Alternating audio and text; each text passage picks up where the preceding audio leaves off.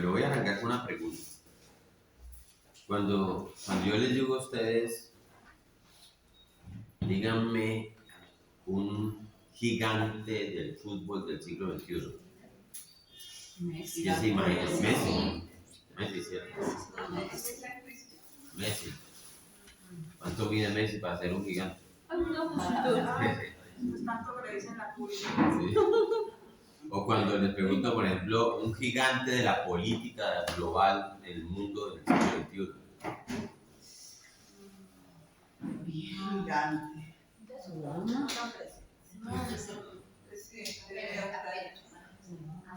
XXI. Presidente de pronto de estos fuertes, grandes que hoy día se mueven. El mismo Putin que está en medio del conflicto.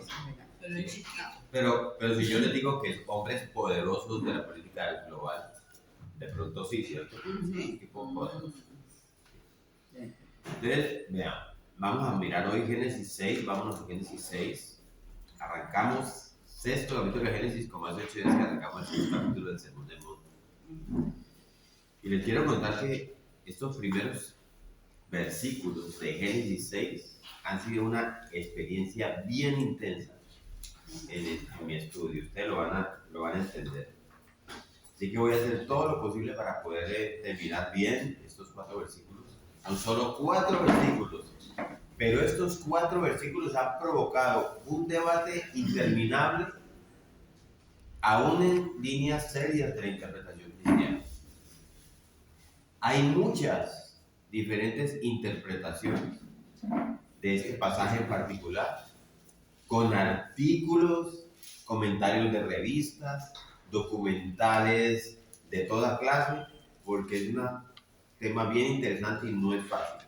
Igual, hay mucha basura y hay mucha enseñanza fantasiosa sobre esto, ¿sí? Hoy vamos a ver no solo el libro de Génesis, sino otras porciones de la Escritura que de alguna manera se conectan con este texto de Génesis y nos van a dar claridad. Ojalá ustedes me acompañen en esto y valen todas las preguntas, ¿sí? Pero con todo eso, el esfuerzo es grande para estos 4 versículos. Y tocó leer mucha literatura para tratar de manejar todos los interrogantes y llegar a lo que yo creo, espero que me acompañen en esto, es un entendimiento apropiado de estos 4 versículos, ¿sí? Vamos a leer Génesis capítulo 6, versículos 1 al 4. Ahí está el título que se llama La maldad de los hombres. ¿Alguien tiene otro título? Un mundo descarriado. Un mundo descarriado. Ok, entonces miren esto. Sí. Aconteció que cuando comenzaron los hombres a multiplicarse sobre la faz de la tierra y les nacieron hijas, que viendo los hijos de Dios que las hijas de los hombres eran hermosas, tomaron para sí mujeres, escogiendo entre todas.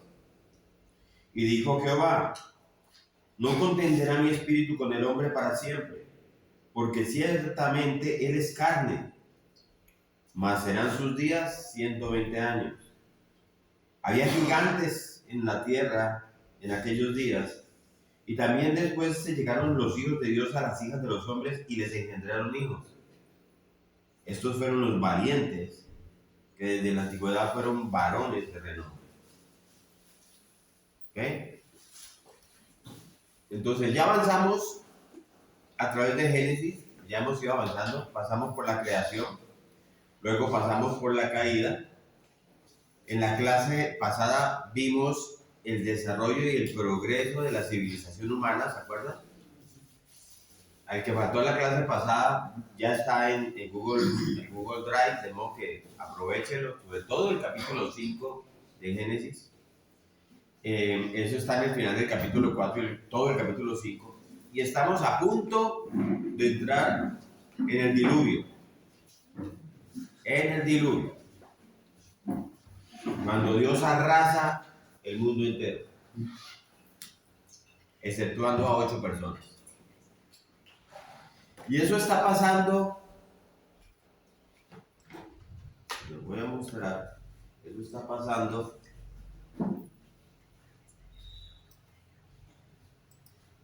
¿Cuánto?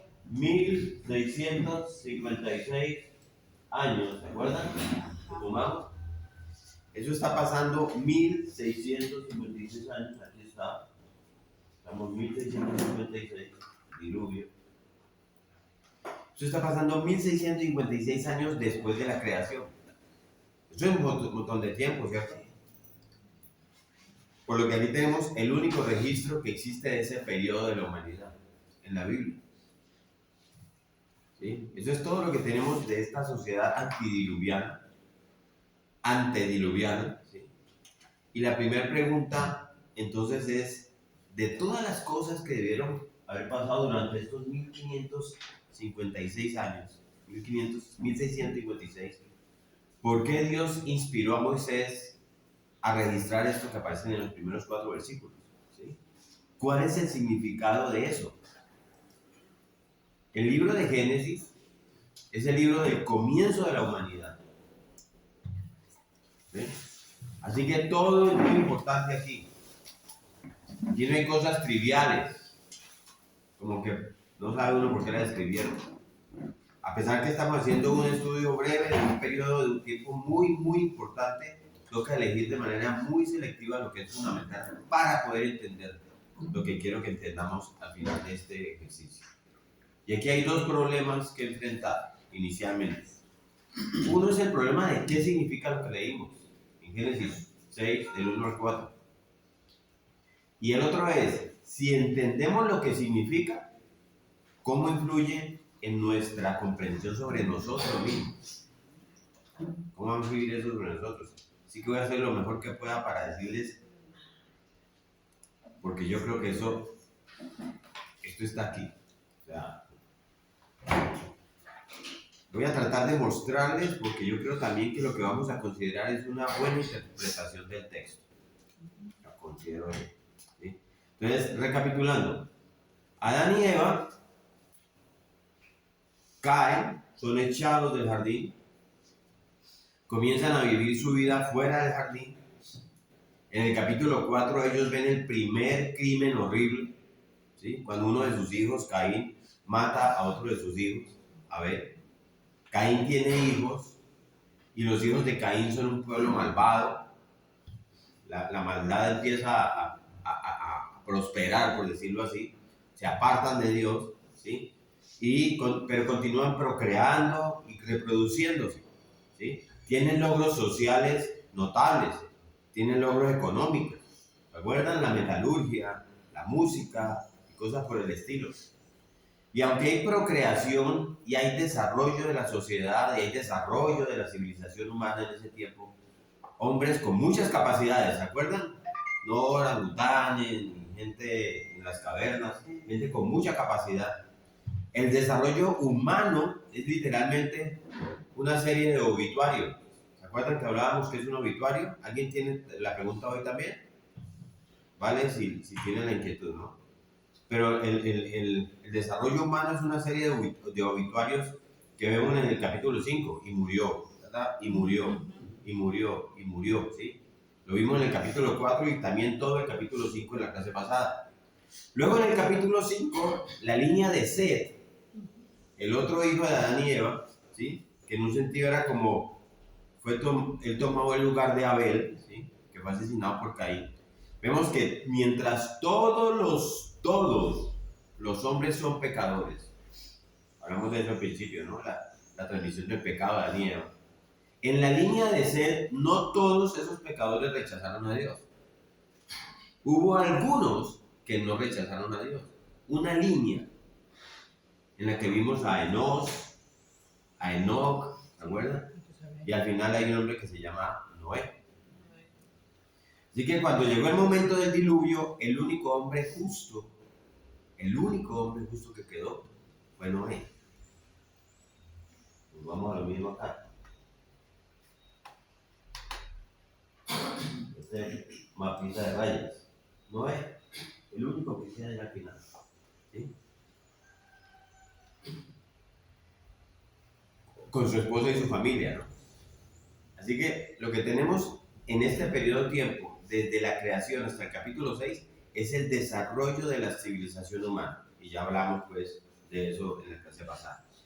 Pero también está esa escalada de corrupción del ser humano, que a medida que el hombre se vuelve más creativo musicalmente, a medida que el hombre se vuelve más creativo económicamente, industrialmente, a medida que se vuelve más creativo poéticamente, porque produce incluso poesía, en términos de lo que pueden hacer con otros seres humanos, y no solo con los recursos humanos, sino que todos los recursos que hay en la tierra. Y a medida que avanza, ¿sí? y que desarrolla sus habilidades y avanza y avanza y avanza, también avanza en su miseria, avanza en su maldad. ¿Sí? Y aquí estamos llegando a este capítulo 6, que tiene el título La maldad de los hombres. Y el Señor va a presentarnos un juicio que va a caer sobre todo el mundo.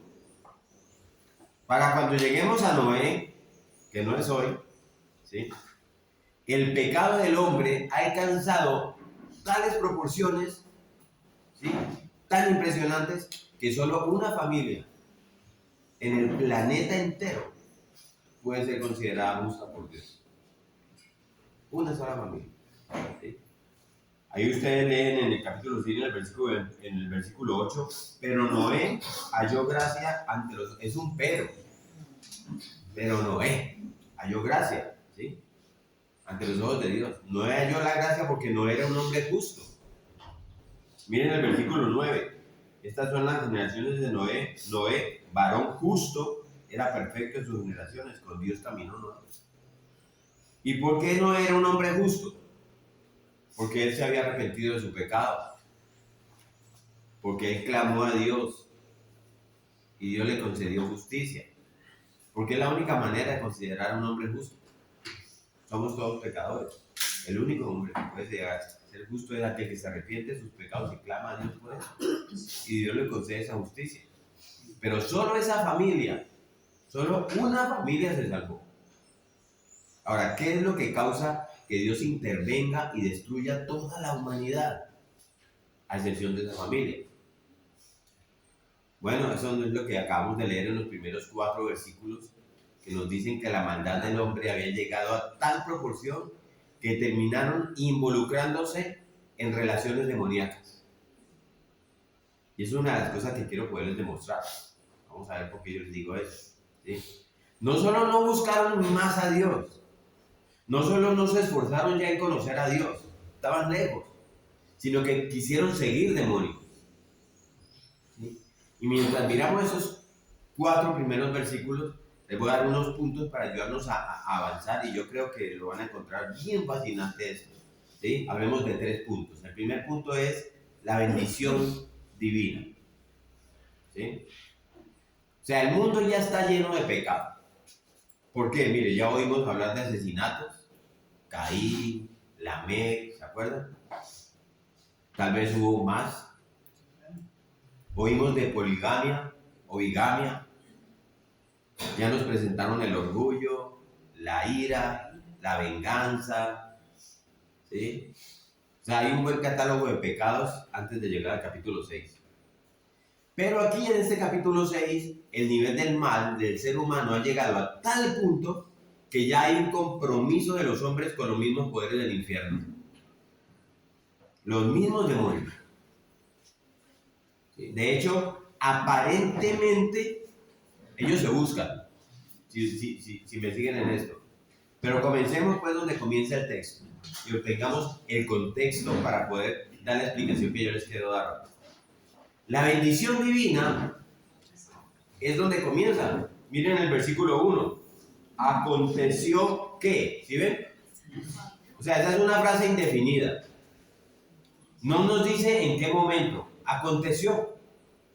¿Sí? Solo nos da una realidad ahí generada en algún momento durante los 1656 años anteriores al diluvio. En algún punto en el camino, y no solo en un punto, sino tal vez algo ya comenzó y continuó en algún momento. Aconteció que cuando comenzaron los hombres a multiplicarse sobre la faz de la tierra y les nacieron hijas, mejor dicho, en algún momento del desarrollo humano y de la civilización humana, en algún momento cuando los hombres, y eso en hebreo significa cuando la humanidad, ¿no? no es un término machista, cuando la humanidad se estaba desarrollando en algún punto posterior a la caída y antes del diluvio, cuando los hombres se casaban y procreaban y vivían una vida normal. Están viviendo ahí. Eso era una bendición de Dios. ¿Se acuerdan de Génesis 1:28? Dios le había dicho que Dios dijo que Él creó al hombre a su propia imagen y los creó varón y hembra. Y luego en el mismo versículo 28 Dios dice, y los bendijo. ¿Se acuerdan cuál fue la bendición? Fructificar, multiplicar, llenar la tierra, sojuzgarla y señorear. ¿Sí? Eso es una bendición de Dios. Entonces aquí están primero Adán y Eva en este planeta que ellos tienen, que Dios les da, un planeta magnífico, hermoso, una pareja amorosa que disfrutan del cumplimiento de la relación física y emocional entre ellos y su relación en términos de amistad como cónyuges, que pueden tener unos cónyuges, y ellos pueden traer niños al mundo, dice Dios. Todo es una bendición. Y pueden someter el planeta, sojúcenlo, ¿sí? Y todos los recursos que Dios les da en el planeta, y todo el suministro de alimentos, y toda la riqueza que se pone en el planeta de parte de Dios, eso es una bendición para ellos y para nosotros, ¿sí?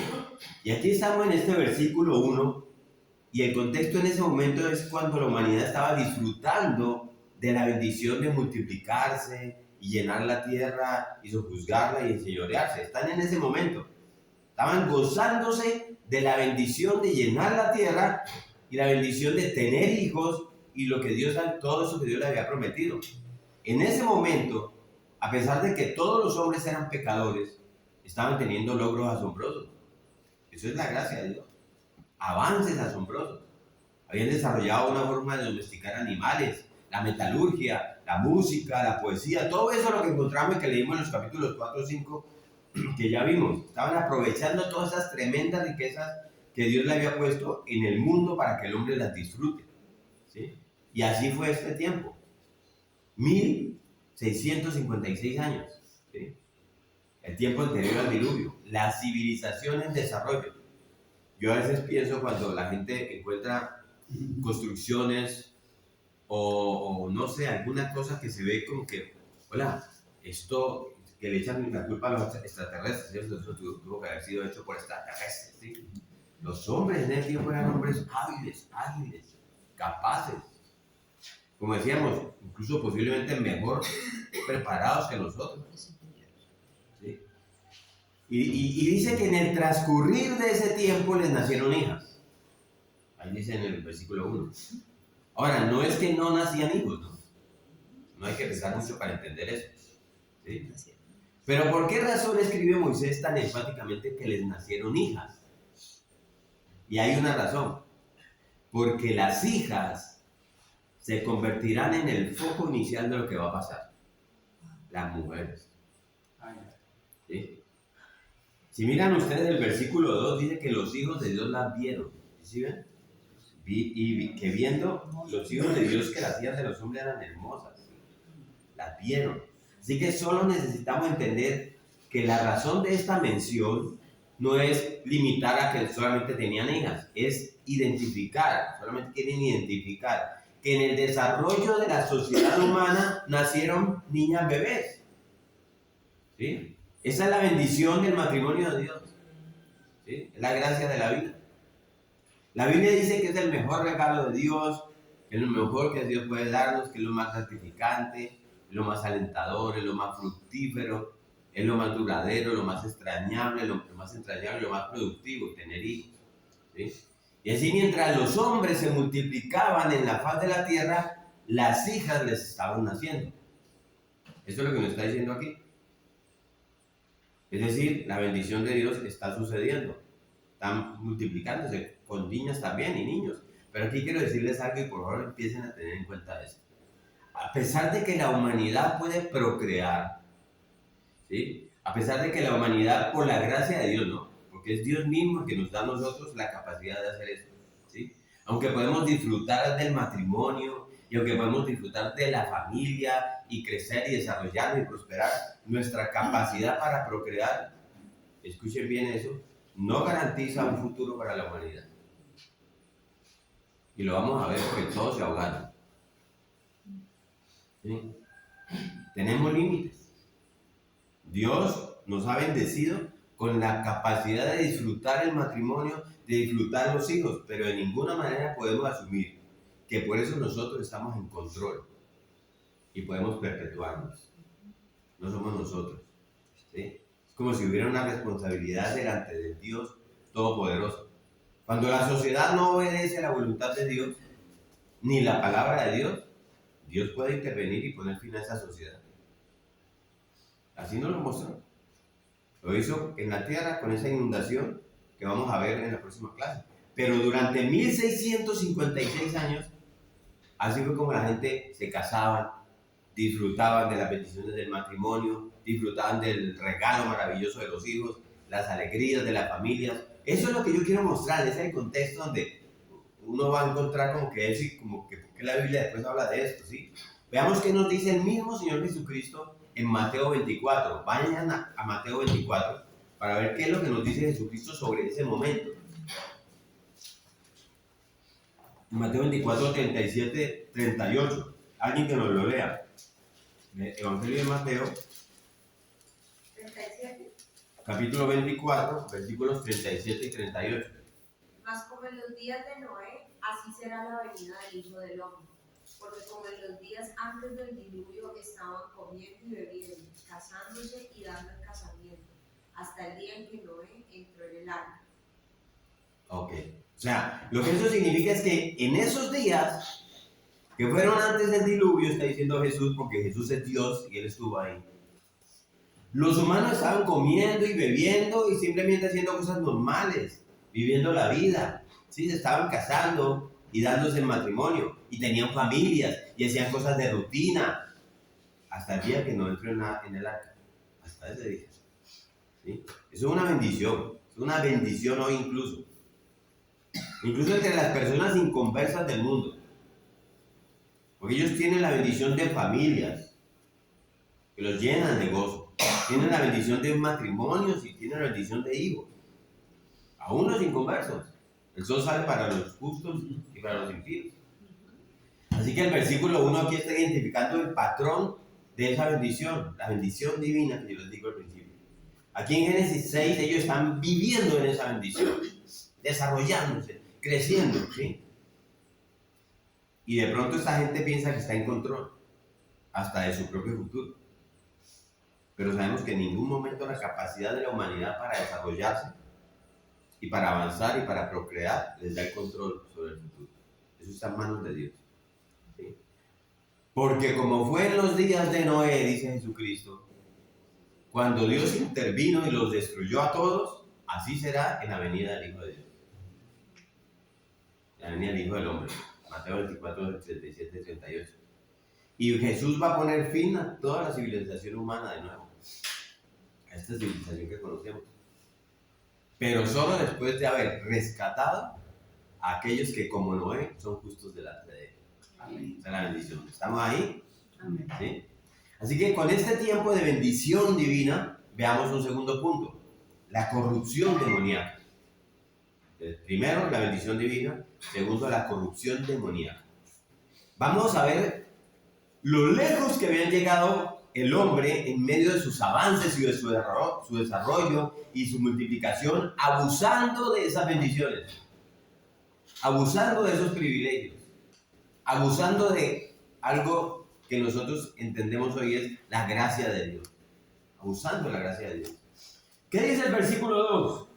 Que viendo los hijos de Dios, que las hijas de los hombres eran hermosas, tomaron para sí mujeres, escogiendo entre todas. ¿Siguen ahí? Bueno, lo primero que quiero que veamos es que aquí hay otra identificación que aparece aquí, en el versículo 2. A diferencia, porque hace diferencia a hijos de Dios e hijas. Ok, ya vamos. Aquí nos está mostrando la primera identificación es los hijos de Dios. ¿Sí? Y miren que en el versículo 4 lo vuelve a mencionar. Había gigantes en la tierra en aquellos días y también después llegaron los hijos de Dios, ¿sí?, a las hijas de los hombres. Vuelve a decirlo en el 4.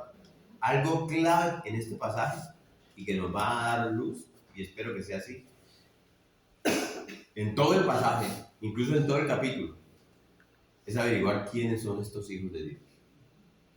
¿Sí? Algunas personas quieren aplicar pensamientos filosóficos a este texto.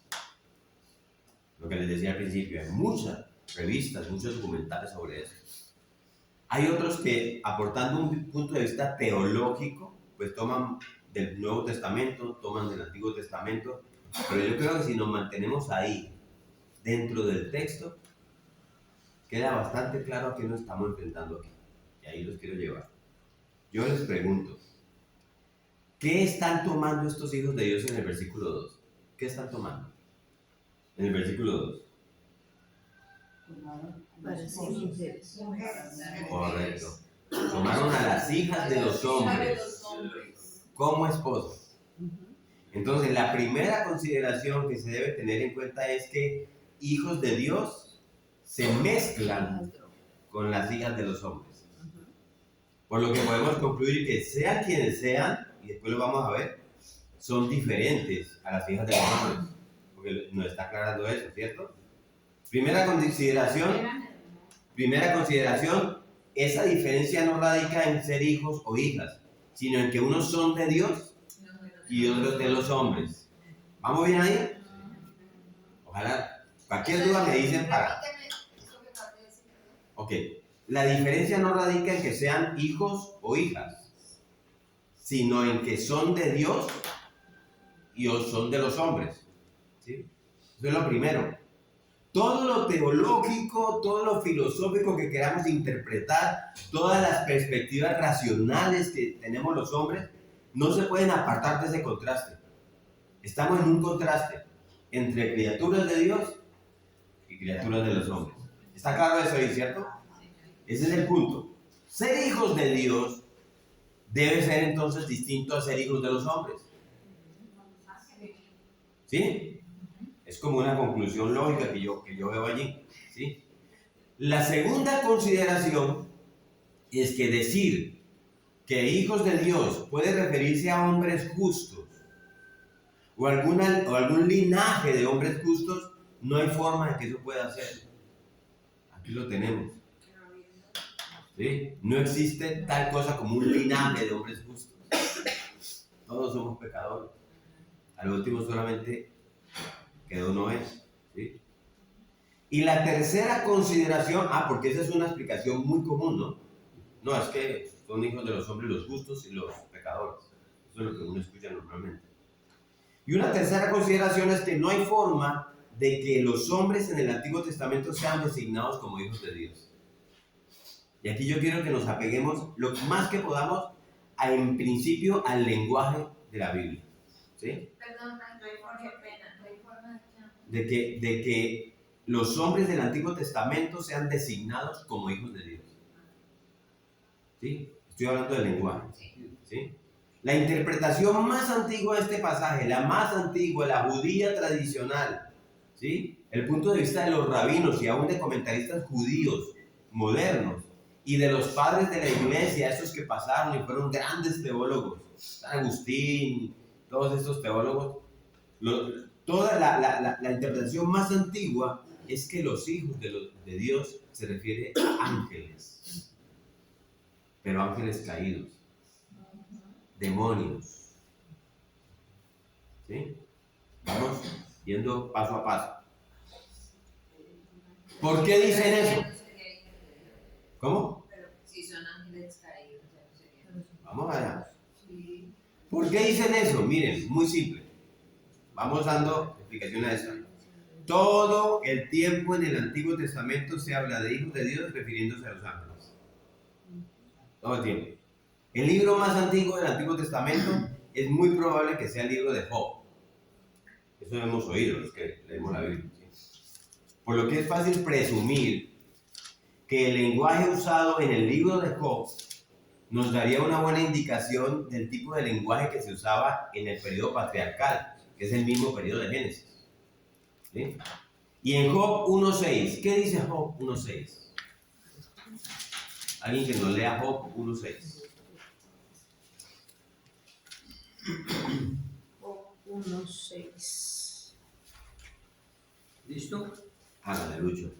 Un día vinieron a presentarse delante de Jehová los hijos de Dios, entre los cuales vino también Satanás. Los hijos de Dios, entre los cuales, ¿qué dice? Vino también Satanás. ¿Sabemos lo que es esto? Es Satanás como uno de los hijos de Dios, viniendo ante el trono de Dios. Y otra vez, pasen al capítulo 2 de Job y lean el versículo 1. Alguien que lo lea. Job 2, 1. Aconteció que otro día vinieron los hijos de Dios para presentarse delante de Jehová. Y Satanás vino también entre ellos, presentándose delante de Jehová. O sea, estamos encontrando aquí una evidencia de que los hijos de Dios es un término para designar a los ángeles, incluyendo los ángeles caídos. Ahora sí. Y vamos a ver a qué se refiere en términos de hijo, porque nosotros tenemos el concepto del Nuevo Testamento. ¿Sí? Cuando estudiamos los ángeles en una clase pasada, vimos que Job 38:7, los santos ángeles, ahí mismo en Job, también son llamados estrellas del alba o hijos de Dios. Vámonos a Job 38:7.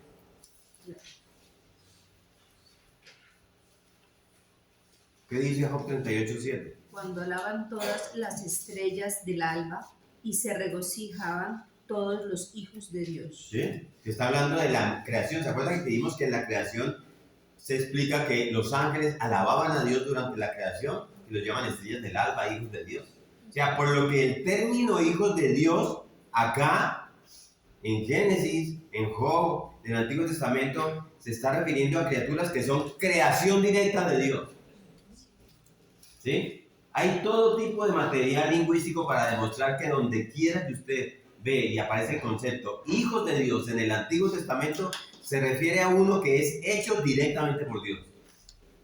No hay intervención del hombre. Uno que es producto del trabajo creativo de Dios. Así que en el Antiguo Testamento, el término hijos de Dios está reservado para aquellos que no son producto de una unión humana, sino que son la creación directa de Dios. En el Salmo 29, 1, 2, ¿qué dice el Salmo 29, 1, 2?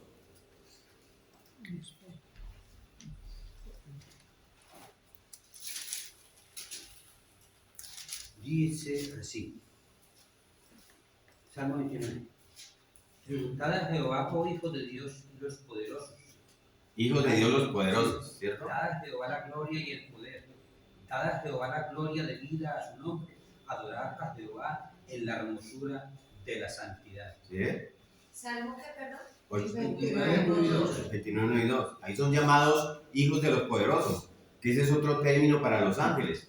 ¿Sí? Le llaman hijos de los poderosos en el sentido de que son la creación directa de Dios. ¿Sí? Y en el Salmo 89, 6, ahí 60 salmos más adelante, tiene una indicación similar. Ahí son hijos de los poderosos o de los potentados. Lean Salmo 89, 6. Porque quién. Ay, A ver, Margarita. Háganlo. Pues quien se compara con el Señor. ¿Quién se compara? ¿Quién se compara con el Señor en todo el cielo? ¿Qué ángel poderosísimo se asemeja en algo al Señor? ¿Sí? O sea, aquí es ángel poderosísimo. En otras versiones, como la Reina Valera dice, hijos de los potentados. ¿Sí? Sí. Por lo que podemos deducir que este término está reservado en particular como una frase para describir seres angélicos o angelicales, porque es el término. ¿Sí? Y si de pronto usted piensa y está ahí con su mente procesando, si usted piensa que los hijos de los poderosos de ese salmo, los potentados, puede significar seres humanos, o reyes, o hijos de los nobles, no hay ninguna base bíblica para eso. Dice, ¿quién en los cielos? Dice. Ahí dice el salmo. Eso sería pura conjetura, pensar que son seres humanos. ¿Sí? Hay quienes vienen directamente de Dios y hay quienes vienen de los hombres.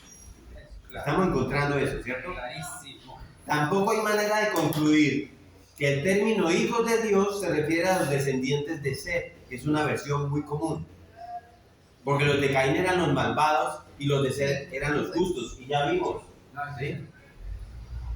Los setitas. Como si todos estos miles o tal vez millones de hombres que vivieron y murieron durante estos 1656 años, todos hubieran sido justos.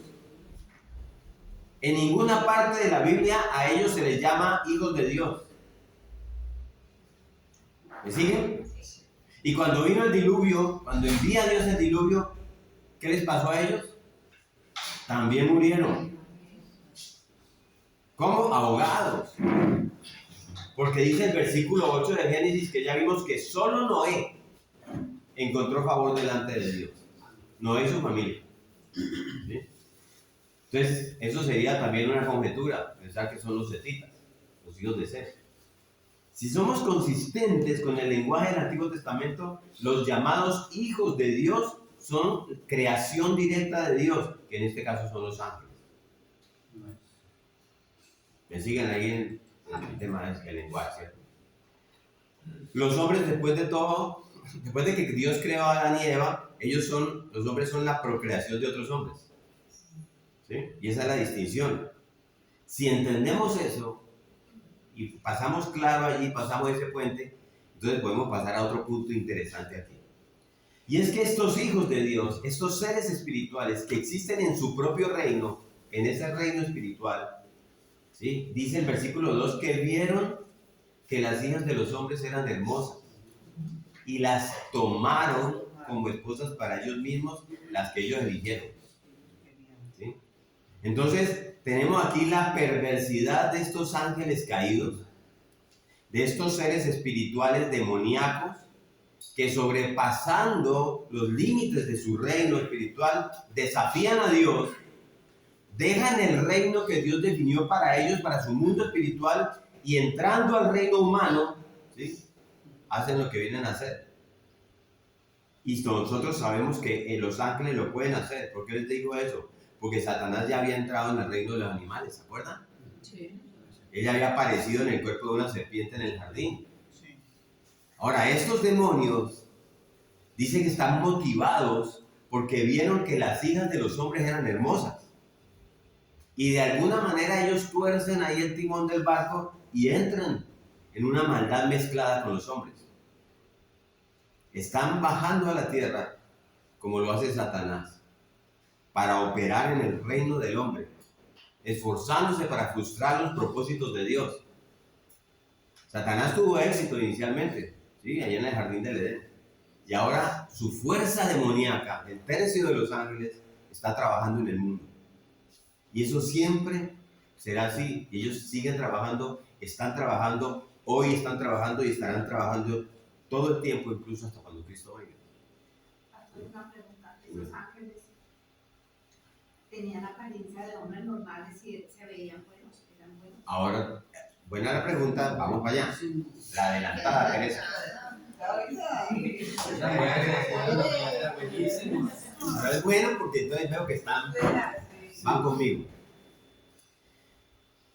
Esta entonces es una de las formas atroces en las que los seres angélicos, demoníacos, corrompieron esa sociedad primitiva.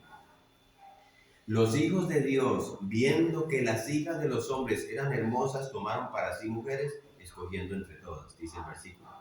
Y sea que sea como las tomaron, es algo que se refiere a una condición de matrimonio. Porque miren, el versículo 1 habla de los matrimonios, porque la gente, ¿los matrimonios qué son? Gente que se multiplica y tiene bebés, lo que dice el versículo 1. ¿Sí? Aunque aquí debe generarse alguna perversión de ese patrón normal del matrimonio y generar, pues, ¿qué hay? De la procreación. Aquí debe haber una aberración de eso. ¿Sí? Sí, como dije al principio, hay muchas especulaciones sobre lo que eso podría ser. Pero como hemos hablado muchas veces y le estoy guiando, la interpretación correcta debe ser proporcionada por el texto mismo. Y ahí vamos. ¿Sí?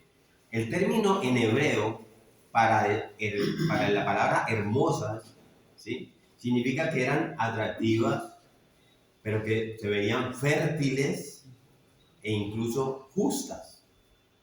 ¿Sí? Estos son entonces espíritus malvados atraídos por esas criaturas hermosas, fértiles y justas a sus ojos. ¿Sí? Demonios pervertidos, malvados, capaces incluso de apreciar la belleza que Dios ha puesto en las mujeres, pero de una manera perversa y torcida, como son ellos, ¿sí? Estas hijas de los hombres no son un grupo especial de mujeres. Las hijas de los hombres no son un grupo especial de mujeres. Son solo las hijas. Descritas, ahí lo describe en sentido genérico en el versículo 1. Les nacieron las hijas. ¿Sí? Los demonios, que son ángeles caídos, que ya entendemos que se puede referir a hijos de Dios, tienen un deseo por estas mujeres y por eso las tomaron como esposas para ellos mismos, quien quiera que ellos hayan elegido. Y esto no se refiere, a propósito, a una violación. Porque la palabra en hebreo que dice tomaron, ¿sí? Tomar una esposa, aquí la palabra es lakaj, L-A-C-A-K-J, es una palabra hebrea. Y esa palabra que dice que ellos tomaron a mujeres es una palabra que describe una transacción matrimonial. O sea, se casaron con ellas. ¿Sí? Algunas personas, ¿quieren decir algo? Entonces los primeros matrimonios fueron con ángeles caídos. No, ya había mucho más, llevamos 1656 años. ¿Sí? Pero está llegando ese momento. En algún, dice, aconteció, en algún momento, no nos dice cuándo. ¿Sí? Hay algunas personas que han pensado que estos demonios entraron como en la película del bebé Rosemary, no sé si alguien se la vio. ¿Sí? Pero gente que considera que los demonios las violaron. ¿Sí? Y no, hubo una transacción matrimonial real, las tomaron como esposas. Entonces aparece esta pregunta, que viene un poquito a apoyar a lo que preguntó Tere. ¿Cómo puede ser eso? O sea, ¿cómo puede que un ser espiritual, un ser inmaterial, un ángel caído, un demonio, un espíritu, se case con una mujer? ¿Sí? Sobre esa pregunta. ¿Cómo pueden elegir una esposa y tener una ceremonia legal? ¿Cómo pueden comprometerse en un matrimonio? Solamente de una manera. Tienen que tomar el cuerpo de un hombre. ¿Sí? Y yo creo que eso es tan obvio que ni siquiera es necesario decirlo, porque sabemos que los ángeles pueden hacer eso. Satanás tomó la forma de una serpiente.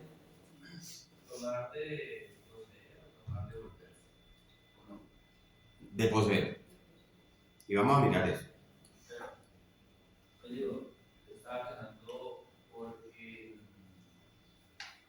pues viendo el otro volverse porque son como reyes de los ángeles.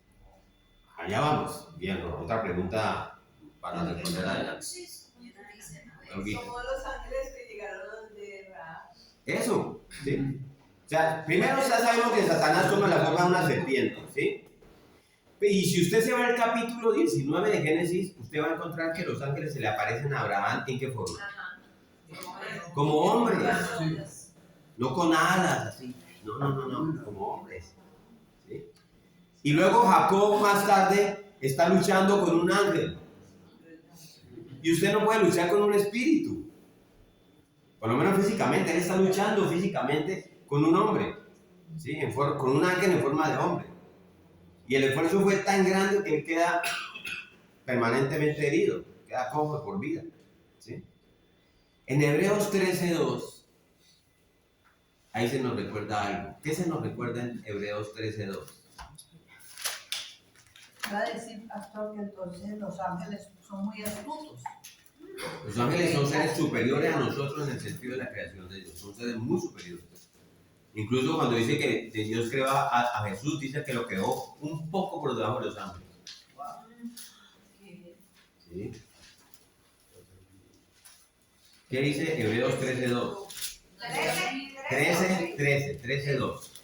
No os olvidéis de la hospitalidad, porque por ella algunos sin saberlo hospedaron ángeles. ¿Sí ven? O sea, dice sean hospitalarios. ¿Por qué? ¿Sí? Porque usted sin saberlo puede haber hospedado ángeles. ¿Sí? Porque para que veamos un ángel, para que un ángel realmente aparezca y esté presente, debería venir de una forma que podamos verlo. ¿Sí? Y yo no sé por qué, pero siempre aparecen en forma masculina, por lo menos ahí. Sí.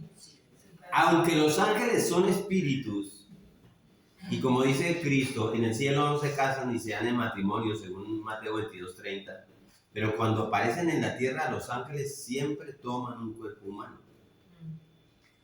Y uno puede preguntar ahí, bueno, y es que ellos crean unos cuerpos, la pregunta no, para eso crean, ¿sí?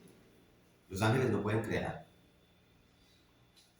Pero bien, puede ser que trabajan a través de cuerpos humanos existentes. O sea, pastor, sí, que ven a un hombre y se meten en el espíritu, en el cuerpo de esa Exacto. Como lo vemos en las películas. Sí. Son seres que pueden trabajar a través de cuerpos humanos.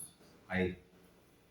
Bueno, como estamos hablando de ángeles buenos y ángeles malos, me imagino que un ángel bueno, pues no se va a meter en una persona mala. Bueno, Entonces, Sí, una persona mala, dices, ay, bueno, eso sería una potestad que Dios les da, ¿no? De poderse, ¿sí? Ahora, lo que sabemos hoy día es que nosotros somos morada del Espíritu Santo. No hay posibilidad de que además del Espíritu Santo algo pueda morar en nosotros. Ya somos morada del Espíritu. Por eso un cristiano no es poseído nunca. Tal vez es presionado por las fuerzas demoníacas, porque nos presionan. ¿Sí? Y quieren controlarnos. Y atacan nuestra mente, nuestros pensamientos. Pero nunca un cristiano es poseído cuando de verdad ha nacido de nuevo y el Espíritu Santo mora en él. Pero aquí estamos hablando de que estos ángeles, a través de cuerpos existentes, llegan.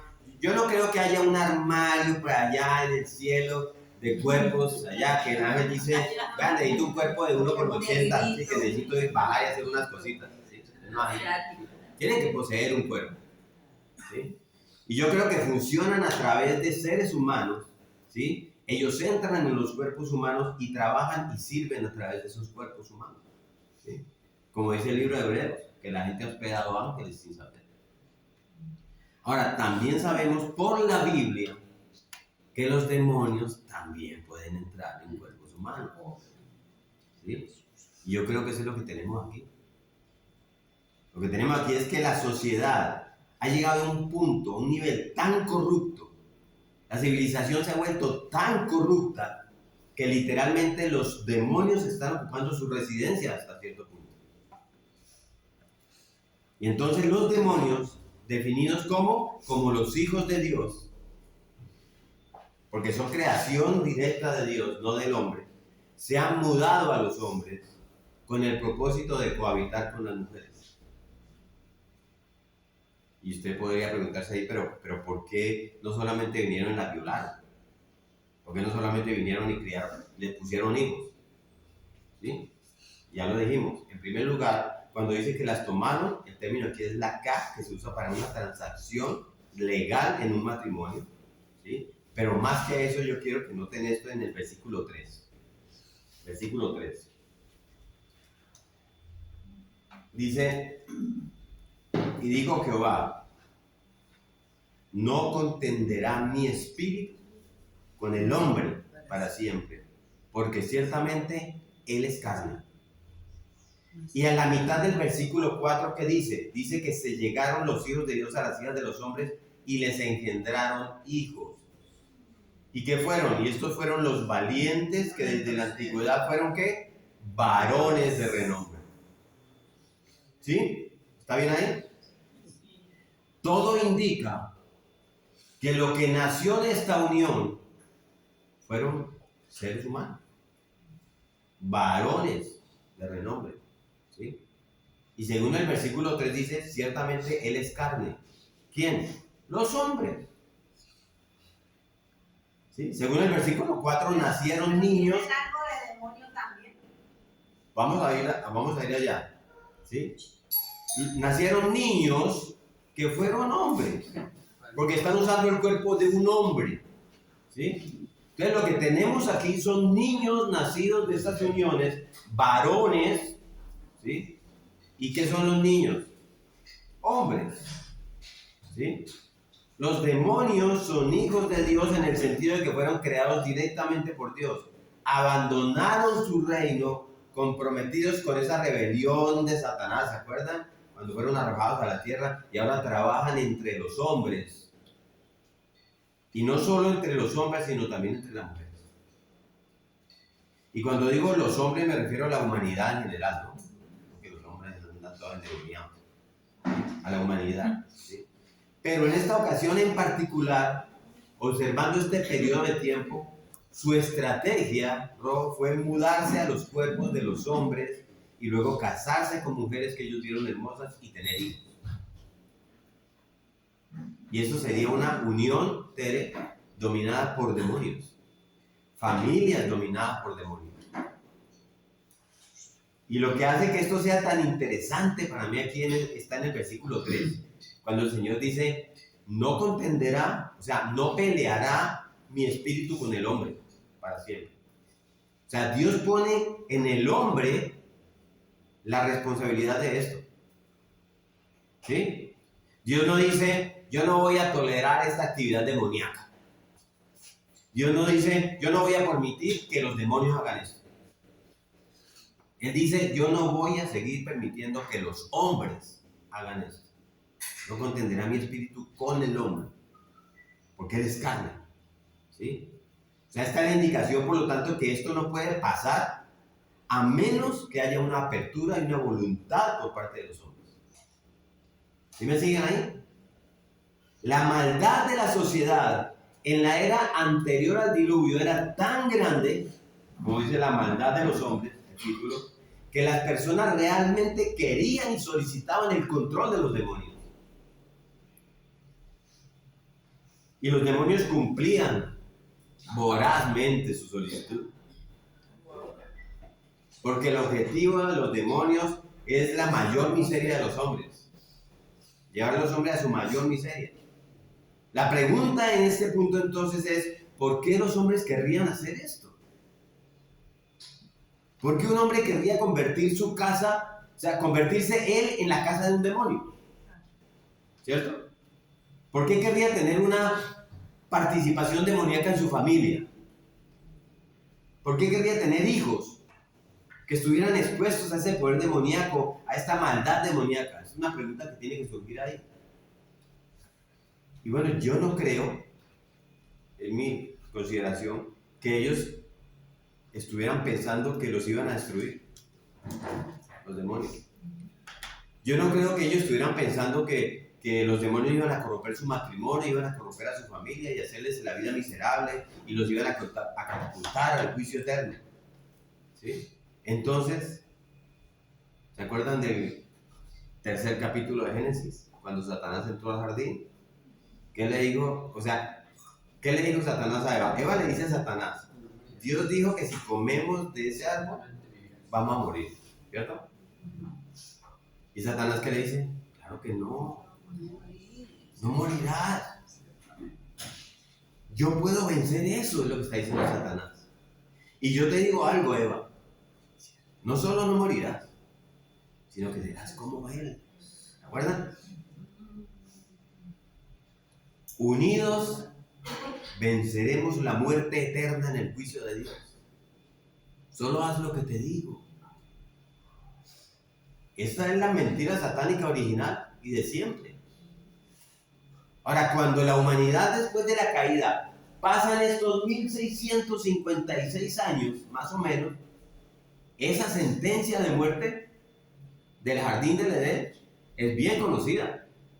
Ellos la conocen. ¿Saben por qué? Porque durante la mayor parte de ese tiempo Adán vivió. Adán estaba vivo todavía.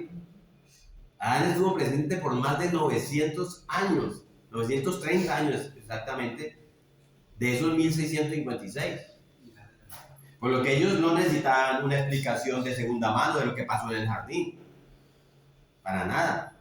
Adán podía decirles a todos y podía transmitirlo después de parte de sus hijos, para que todos lo supieran. Entonces miren, estamos bajo la sentencia de muerte, dice Adán. Puede estar diciéndolo. O sea, vamos a morir. Porque eso no me pasó a mí y a mi esposa, muchachos. Y estamos malditos por Dios. Y los hombres están malditos y las mujeres están malditas. Y todos estamos malditos y por eso tenemos enfermedades. Y por eso es que tenemos y sentimos dolor. Por eso es que hay tristeza y nos cuesta trabajar en el mundo. Y por eso es que vamos a morir. Eso era lo que sabía Adán y que les tuvo que haber transmitido a sus hijos. Por eso la ofrenda de Caín y Abel, ¿se acuerdan? Es la maldición de Dios. Pero miren, si uno mira en detalle y empieza a tener una cultura seria sobre esto, lo más seguro es que ellos estaban también entonces escuchando a Satanás viniendo y diciéndoles, ¿ustedes realmente creen eso que le está diciendo Adán? La verdad, nosotros podemos vencer eso. Y no morirán. No morirán. Y no solamente no morirán, sino que podrán ser como Dios. Y la gente en cualquier momento de la historia no es diferente. No somos distintos a ese momento. ¿Sí? Hoy se escuchan cosas como esas. Únete a la iglesia mormona. Y adivina qué. Tendrás vida eterna y serás Dios en un planeta para ti solo. Eso es lo que ofrecen los mormones. Y tendrás sexo celestial siempre. Y vas a poblar el planeta con tu propia genética, con tu propia procreación. Eso es lo que prometen los mormones. O escuchan cosas como esta: inclínate, haz esta reverencia ante esta cosa de piedra, y huele el humo, y agita los ramos, y ofrece el sacrificio, y con eso cruzarás el río de muerte hacia la culminación de la felicidad. Y entonces uno ve a los indígenas, chamanes, invitando a los líderes del país a que aspiren ese humo que supuestamente sacrifican a sus dioses para llevarlos al resultado que anhelan, incluso más allá de la muerte. Ese siempre es Satanás. O como enseñan los griegos. ¿Sabe cómo enseñaban los griegos? ¿Ustedes se acuerdan de Cáncer? No, eso es mitología griega. Usted atraviesa a través del río místico. Eso era mitología griega. A usted lo lleva alguien en la barca, atraviesa el río místico y allá está la vida eterna si sigues a los dioses. Esa era la mitología griega. ¿Se acuerdan? No me distraigan. ¿Sí? Y si eras egipcio, ¿sí?, para el tiempo de los faraones, y hacen lo que los dioses dicen, los dioses de Egipto, entonces ¿qué? Navegarás a través del río de la muerte y irás más allá hasta la vida eterna. Por eso fue que enterraron a los faraones con barcos en las pirámides, porque ellos iban a navegar hacia la vida eterna. Podemos vencer la muerte, dicen los demonios. De hecho, no solo venceremos la muerte, haremos algo mejor que eso. ¿Qué? Te haremos como Dios. Y ustedes serán dioses en la próxima vida. Eso dicen los mormones. Esa es la misma mentira. Y yo estoy bastante seguro de que lo que viene aquí en el capítulo 6 de Génesis tiene que tener una razón para que esto esté aquí. Y la razón es que el hombre está bajo la maldición. Su vida se define en obituarios, ¿se acuerdan? El capítulo 4 y 5, y murieron, y murió, y murió, y murió. O vivió mucho tiempo y murió también. ¿Sí? Y es solamente una serie de obituarios. Y entonces viene el enemigo y le dice, podemos vencer eso. Y no solamente te daremos vida eterna, sino que te haremos como Dios. Y yo me quiero decir algo más. Y entonces, cásate conmigo. Y así la gente abraza las mentiras demoníacas, abrazan las religiones demoníacas. Y esto es lo mismo que ir a un templo pagano en Corinto, como le tocó ver a Pablo. ¿Se acuerdan cuando estudiamos el libro de los Hechos?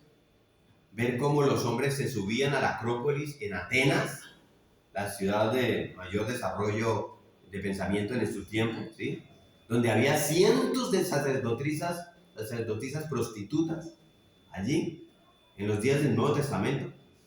Y esos hombres se involucraban en actividades sexuales con las prostitutas del templo, y con eso ellos decían que estaban ganando vida eterna y estaban en el camino para ser convertidos en un Dios. Es la misma mentira de Satanás. Nos estamos comunicando con dioses cuando hacemos eso, ¿sí? La misma vieja mentira.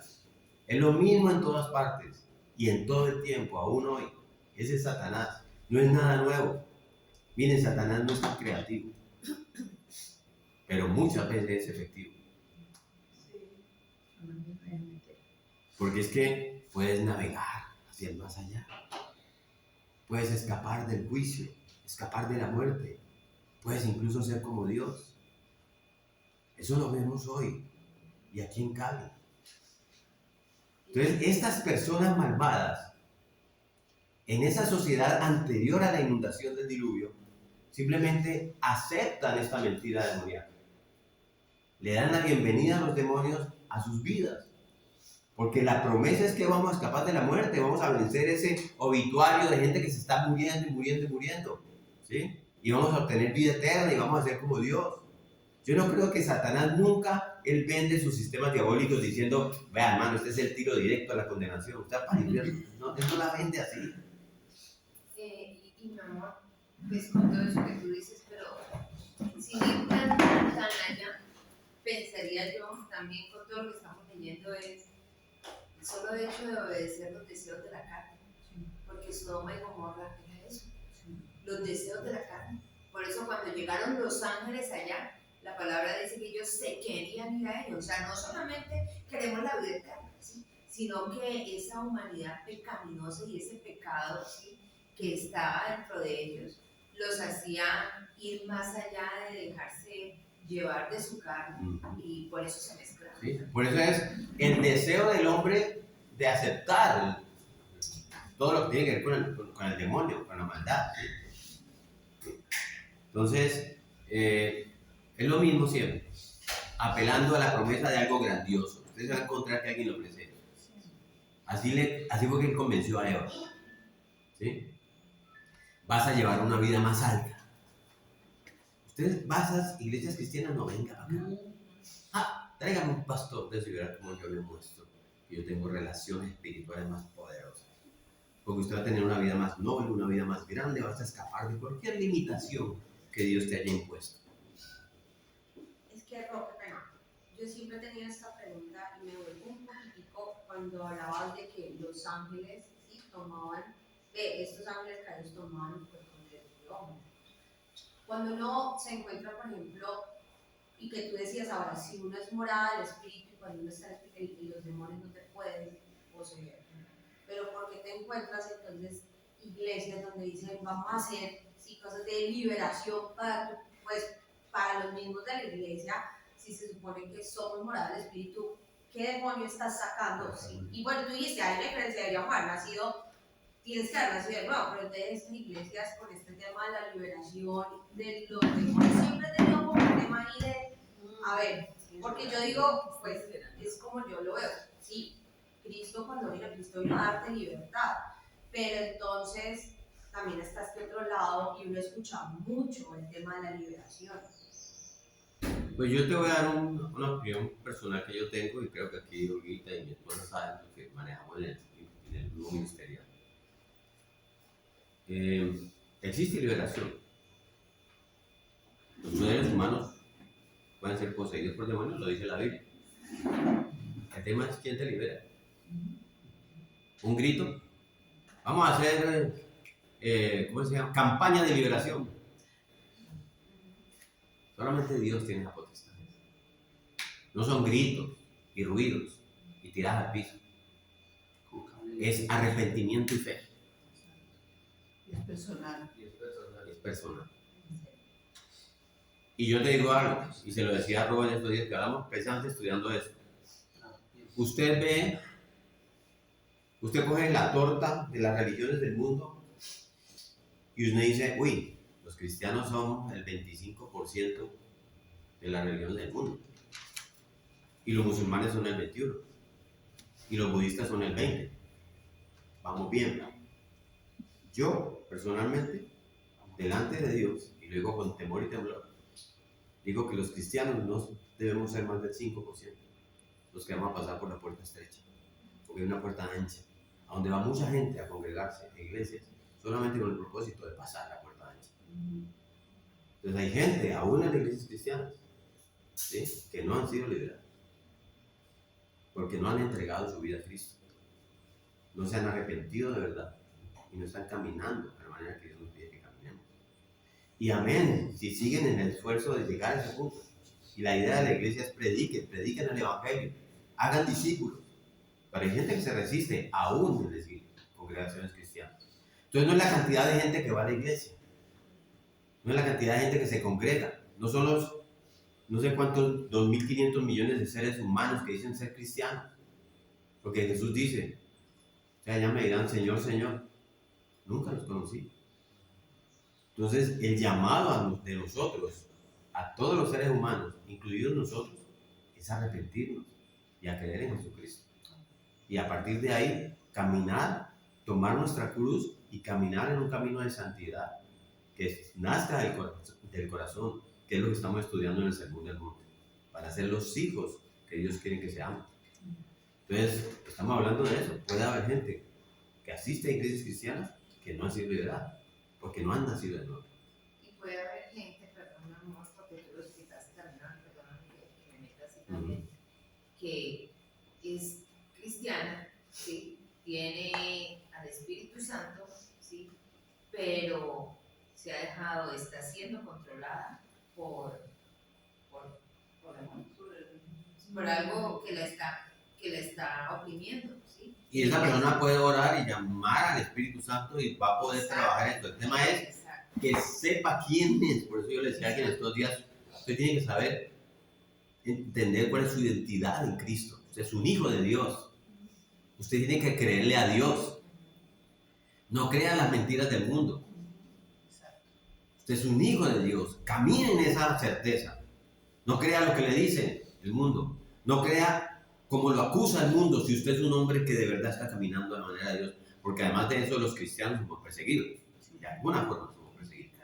Entonces tenemos que caminar y saber que no somos del mundo, pero estamos en el mundo. Y eso es nuestro caminar. Rob. No, era un poco como lo que no, o sea, es el hecho de que no entiendo lo que dice la Beba, pues comparto esto de algunas cosas de la liberación y cómo y quién finalmente hace la liberación, pero aún así no necesariamente la liberación tiene que ver con una condición demoníaca, ¿sí? Sino por el hecho de que la persona se ha dejado guiar por la mentira de Dios y ha estado atada a un pecado, y ahí es donde necesita una liberación. Esas descripciones pues, que muestran a veces de los vinos y todo eso, pero sí necesita una liberación porque se ha dejado engañar y se ha dejado atar a ese pecado. Yo les digo personalmente, yo no sé, y lo puedo expresar así en mi vida personal, yo digo, a mí, Dios me llamó y me llamó a caminar en sus caminos. Y en ese caminar yo no he pasado nunca por un ruido de eso. Gritos, liberaciones, puede ser, pero yo estoy seguro que sin Dios podemos estar poseídos. Pero Él me quitó eso. Hoy día yo camino en el Espíritu y no soy un hombre infalible. Y cada vez que me equivoco, porque me equivoco, yo voy delante de Dios, doblo mis rodillas y Señor, perdóname. Perdóname, tú sabes que no soy infalible, pero perdóname porque fallé, pequé delante de ti. Pero tengo la tranquilidad de que es el Espíritu Santo el que me convence del pecado. Entonces yo tengo al mismo tiempo esa doble sensación. Sentí convicción de pecado, tengo el Espíritu, gracias Señor, no saques tu Santo Espíritu de mí, no me quites el gozo de la salvación. Pastor, yo digo algo, como está diciendo usted ahora que sí que hay liberaciones. Pero, a ver, sinceramente, yo una vez asistí, estaba como muy nerviosa y empezó la gente a decirme que no, que una liberación, que eso era algo, que no sé qué. Bueno, me dejé convencer. Pero yo creo que allí el Espíritu que mora en mí me estaba mostrando que no debía vivir. Porque fue algo tan horrible. Yo sentía eso era Y son gritos. No, gritos y eso Y ponen música. me empujaban y me decían que yo que iba a votar, yo salí espantada. Y yo no quiero saber más nada de liberaciones porque yo sé que Papito Dios me conoce, yo le clamo a Él, Él me escucha y desde ahí ni más. Me fui donde la pastora y le dije, salí horrible, ore por mí porque salí, no, yo no había venido a eso. Y mire, y yo me puse a llorar y yo dije, Señor, si es que tú me ayudas, no me digas que porque me dijeron que volviera. Yo dije, no. Y no volví, y no quiero saber nada. Pues sí puede existir generación, pero yo personalmente... Yo respeto esos procesos que hacen porque no tendría yo quién ser para poderlos juzgar. Pero sobre eso yo digo, miren, el mejor proceso de sanidad y liberación que yo he visto en la historia humana lo hizo Jesucristo con la mujer samaritana. Cuando le dijo, si supieras delante de quién estás tú y el don que tengo para ti. ¿Sí? Ese es Dios llamándole, y la mujer samaritana es liberada en ese momento.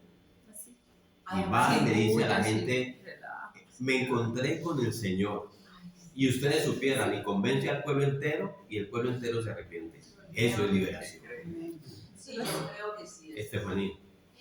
Yo creo que en muchas iglesias la liberación se convierte más en algo emocional. Sí, o sea, como en todo. Ritual. Sí, como en toda una situación, digámoslo como ritual, por decirlo así, es muy emocional, pero también yo he visto muchas liberaciones en donde es el Espíritu Santo moviéndose. Y lo hace en el momento que él diga. Personas que realmente han sido liberadas de su pecado y se arrepienten y dejan de pecar. Correcto. ¿Sí? Que ahí obviamente se ve que realmente fue el Espíritu el que realizó esa liberación y no la emoción. Correcto. De pronto del pastor o del líder o de la persona que esté ministrando. O todo lo que ustedes estaban empujando a Dioselina, ¿no es eso? Exacto. Y algunos sí, algunos suman, o sea, sí es algo muy, en algunos lugares es algo muy emocional, pero en otros sí es algo realmente guiado y que el Espíritu se mueve para traer libertad a las personas. Así es. Bueno, entonces última bolita, que estuvo chévere esta participación. Bueno, yo como de 27 años, 28 que estoy caminando con el Señor, estuve en una iglesia donde se practicaba la liberación, pero lo que sí es muy claro es lo que ustedes están diciendo y lo que está diciendo ahora Estefanía, es que nosotros podamos hacer conciencia del pecado común en nosotros, porque a veces nosotros mismos nos negamos a aceptar que tenemos un pecado. Hay muchos pecados también que son ocultos y que no te dejan continuar la vida con el Señor, porque está aquí permitiéndote todas las bendiciones que Dios puede traer. Entonces, para eso el Señor nos da discernimiento y además nos da también dentro de su fruto la templanza y dominio propio, para que una vez lleguemos a un verdadero arrepentimiento de nuestros pecados, podamos realmente decir a ese pecado no más, no voy a pecar más, y poder tomar una decisión y comenzar a caminar exactamente con el Señor. Cuando esto pasa, obviamente tú eres libre. Entonces, ¿quién es que te liberta? El Señor es el que te liberta a través del Espíritu Santo. Por eso, quien realmente va allí emocionalmente a esos tiempos de liberación, no sale, no va a aceptar nada, no va a cambiar, porque va a salir igual como entró. Sí, va a un tema emocional. Y lo que tú estás diciendo ahorita es lo que dice aquí, Dios no contenderá mi espíritu más con el hombre. Fíjese que no le está diciendo, es que es culpa de los demonios que los tienen poseídos. No, es con el hombre. Él le da la responsabilidad al hombre. Nada pueden hacer los demonios. Miren, aquí, para eso yo quiero que conectemos. ¿Se acuerdan lo que vimos al final del capítulo 3 de Génesis? De cómo es que empieza toda esta caída a impactar en el desarrollo de los pueblos en relación a lo que ha establecido Dios. De cómo sucede la batalla por el control de la humanidad por parte de Satanás. No sé si se acuerdan de esa parte. La guerra espiritual. ¿Sí? Que hablábamos de que todos los dioses de las naciones realmente son demonios. ¿Se acuerdan que hablábamos de eso? Somos los hombres los que vamos tras de eso. Vamos a Corintios, 1 Corintios 10, 20, para que veamos qué dice. 10, 20.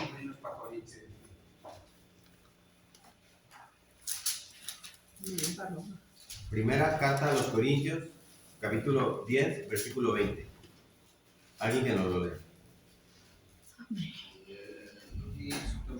Antes digo que lo que los gentiles sacrifican, a los demonios lo sacrifican, no a Dios. Y no quiero que vosotros os hagáis partícipes con los demonios. ¿Sí? O sea, cuando te conectas con cualquier sistema falso, ¿con qué te estás conectando? Con demonios. Y lo que ellos siempre prometen. No hay una religión que, aquí nunca va a encontrar una religión que le diga, síguenos y te vamos a mandar directo al infierno. Ninguna. Ellos no dicen, síguenos y nosotros te garantizamos que en la otra vida te irá peor que ahora. En ninguna parte. Ellos tienen la misma promesa siempre, y el hombre mentiroso, el hombre perverso, el hombre que no quiere reconocer su pecado, el hombre que no es pobre de espíritu, ¿se acuerdan? ¿Sí? Y que es perverso, ese hombre es abierto a los espíritus. Y hay gente que se congrega en las iglesias cristianas que son gente abierta a los espíritus por eso. Porque eso les va a permitir eludir el juicio, la muerte. Van a conquistar la muerte y van a ganar la inmortalidad. Van a ser un Dios. Y esto es claro en todo el libro de Génesis. Y en toda la historia del hombre, porque mira, apenas pasa la inundación, todos se ahogan. ¿Qué sigue después de eso de que todos se ahogaron? Sale una familia. Y muy pronto el mundo se va a poblar nuevamente. Y entras en Génesis 11 y adivinen qué. ¿Han oído hablar de la Torre de Babel? Que de otra viene. ¿Qué es eso? Que están tratando de construir una torre muy alta. ¿Para qué? ¿Para que llegue hasta dónde? Hasta el cielo. ¿Y por qué? Porque la misma realidad que ellos viven de la muerte, eso es obituario, sigue allí. Los mismos problemas vuelven a tener ellos allí. Y entonces aparece la primer pirámide en forma de Ziggurat. Si ustedes estudiaron eso en el colegio, ¿se acuerdan? Que es la primera forma de religión falsa. ¿Sí? Y aquí viene el primer intento de construir literalmente su propio sistema hacia el cielo. El camino de Caín. ¿Para qué? Para desafiar la muerte, para ser más alto de lo que somos. ¿Sí? Así somos. Es lo mismo, una y otra vez, y Dios interviene. Esa vez no los ahogó, los dispersó a todos y cambió sus idiomas, ¿se acuerdan? Sí. La vieja historia esa de las religiones misteriosas babilónicas que salen de la Torre de Babel y que se esparcen por el mundo, están hoy en ritos de fertilidad por ahí, en ritos chamánicos, en las sectas celestiales de los mormones. Lo mismo, Satanás siempre promete alguna forma mágica de escapar del juicio para volverse como dioses, llegar a la inmortalidad como un dios. Entonces, esta situación que estamos estudiando hoy es la inauguración de esa mentira. Por eso son importantes esos 4 versículos de Génesis 6, porque nos muestran qué esperar de Satanás. Ya entiendo. Y ha sido así a lo largo de toda la historia humana. Satanás viene e inevitablemente promete el cielo, pero él entrega el infierno. Y no funciona, mis amados. Y en ese momento tampoco funcionó. Porque todo lo que ellos obtuvieron, ¿qué fue? De esa mezcla que querían hacer. Y niños, varones, hombres que eran como ellos. No cambió nada. Y eso se hace evidente a medida que vamos a leer el resto de este texto. Pero antes de continuar, yo necesito hacer esto. Miren, tengan paciencia conmigo. Creo que vamos bien, no sé. Porque estamos llegando a la parte crítica para entender esto y que podamos considerar si esto de verdad está bien interpretado, ¿sí? ¿Cómo sabe usted que esta interpretación es la correcta? Vámonos a la primera carta de Pedro, al capítulo 3. Ahí tenemos afortunadamente una interpretación de este pasaje en el Nuevo Testamento. Primera de Pedro. Por la bondad de Dios. Primera de Pedro 3. Capítulo 3. ¿Sí? Deberes conyugales. Yo estoy diciendo que debemos creer que los hijos de Dios eran ángeles, ¿cierto? Ángeles caídos, demonios. Aquí vamos a encontrar una evidencia. Primera carta de Pedro, capítulo 3, versículo 18. Alguien que nos la lea.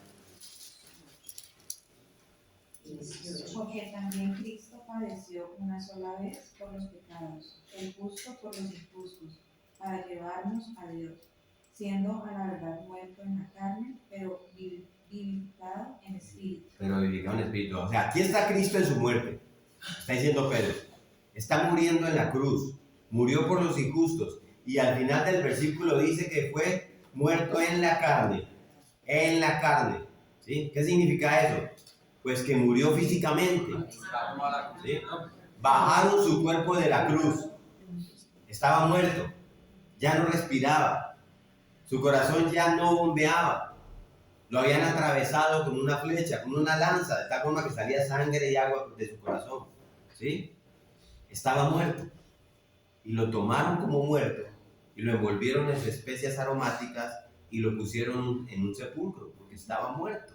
¿Sí? Su cuerpo estaba en la tumba, pero su espíritu no estaba muerto, dice vivificado en el espíritu, porque es el espíritu eterno de Dios. El espíritu eterno que es Dios. ¿Sí? Así que cuando su cuerpo estuvo en la tumba, desde el viernes, si entendemos que era el viernes al domingo, ¿se acuerdan lo que hablamos una vez? Sí. Hasta el domingo por la mañana cuando resucitó, su espíritu estaba vivo. ¿Y dónde estaba? ¿Dónde estaba su espíritu? ¿Fue a algún lugar? ¿A dónde fue? Leamos el versículo 19. En el cual también fue y predicó a los espíritus encarcelados. Predicó a los espíritus encarcelados. Él fue e hizo una proclamación a espíritus encarcelados. Él le anunció a esos espíritus encarcelados, a los que estaban en prisión, en algún lugar, su espíritu vivo fue a una prisión que no era una prisión humana, era una prisión espiritual. ¿Qué quiere decir con una prisión espiritual? Que son espíritus que están encarcelados en prisión, dice la Biblia. ¿Y quiénes eran ellos? Leamos el versículo 20. Esos que desobedecieron a Dios hace mucho tiempo, cuando Dios esperaba con paciencia mientras Noé construía su barco. Solo 8 personas se salvaron de morir ahogadas en ese terrible diluvio. Ah, ya. Entonces, miren, interesante. Los espíritus que están en esa prisión son los espíritus que desobedecieron a Dios hasta el límite de los límites que Dios le había fijado en la época de Noé. Y Noé estaba vivo cuando describe lo que sucede en capítulo 6. Él está vivo mientras está pasando eso. Estos son espíritus que sobrepasaron sus límites en los días de Noé antes del diluvio. Nos lo está diciendo el Nuevo Testamento. Esos espíritus odian a Cristo. Esos espíritus siempre han odiado a Cristo. Y pueden estar seguros, mis amados, de que Él fue el mismo Cristo el que los puso en esa prisión, donde han estado, por lo que hicieron y que está escrito aquí en Génesis 6. ¿Sí ven? Puestos en prisión para demonios atados. Ellos están atados allí. Y ustedes pueden creer con certeza total que cuando Cristo murió en la cruz, desde que Él estaba empezando a morir, la noticia fue allá y descendió y dijeron: ¡Jesús está muerto! Felices. Y estaban celebrando una fiesta. Y entonces se les apareció en su espíritu y anunció su triunfo sobre ellos. ¿Por qué iba a hacer Jesús eso? Porque esa ha sido una larga batalla desde la creación y porque se cumplió la promesa de Génesis 3:15 que vimos. Pondré enemistad entre ti y la mujer, y entre tu simiente y el simiente, él te herirá en la cabeza y tú le herirás en el calcañar. Ahí se cumplió. Entonces, mis hermanos, miren, esa palabra espíritu, leemos en Primera de Pedro, ¿sí? Primera de Pedro, ¿cierto? Sí. Si usted está dudando de que que pueden ser espíritus humanos, si usted está dudando, nunca se usa para humanos en el Nuevo Testamento la palabra espíritu, a menos que vaya acompañado por una palabra que exprese propiedad o pertenencia. Eso se llama un genitivo. ¿Un qué? Genitivo. Usted lo lee y va a entender que es un genitivo, algo que expresa propiedad o pertenencia a algo. Entonces, cuando en el Nuevo Testamento hablan de los espíritus de los hombres, lo dicen así: el espíritu del hombre. Nunca lo dicen solo. ¿Sí? Espíritu del hombre, espíritu de la mujer, espíritu de los humanos. Algo así, ¿sí? A los humanos nunca se les llama espíritus en el Nuevo Testamento. Eso solamente se hace con seres espirituales. Y que en este caso son esos ángeles que están en una prisión porque desobedecieron a Dios. Sobrepasaron sus límites en los días de Noé, dice la palabra, ¿cierto? le escribe Pedro, antes del diluvio. Es un pasaje que se relaciona directamente y perfectamente con Génesis 6. Vayamos a segunda de Pedro, la siguiente carta. Segunda de Pedro, y vamos a reforzar esto.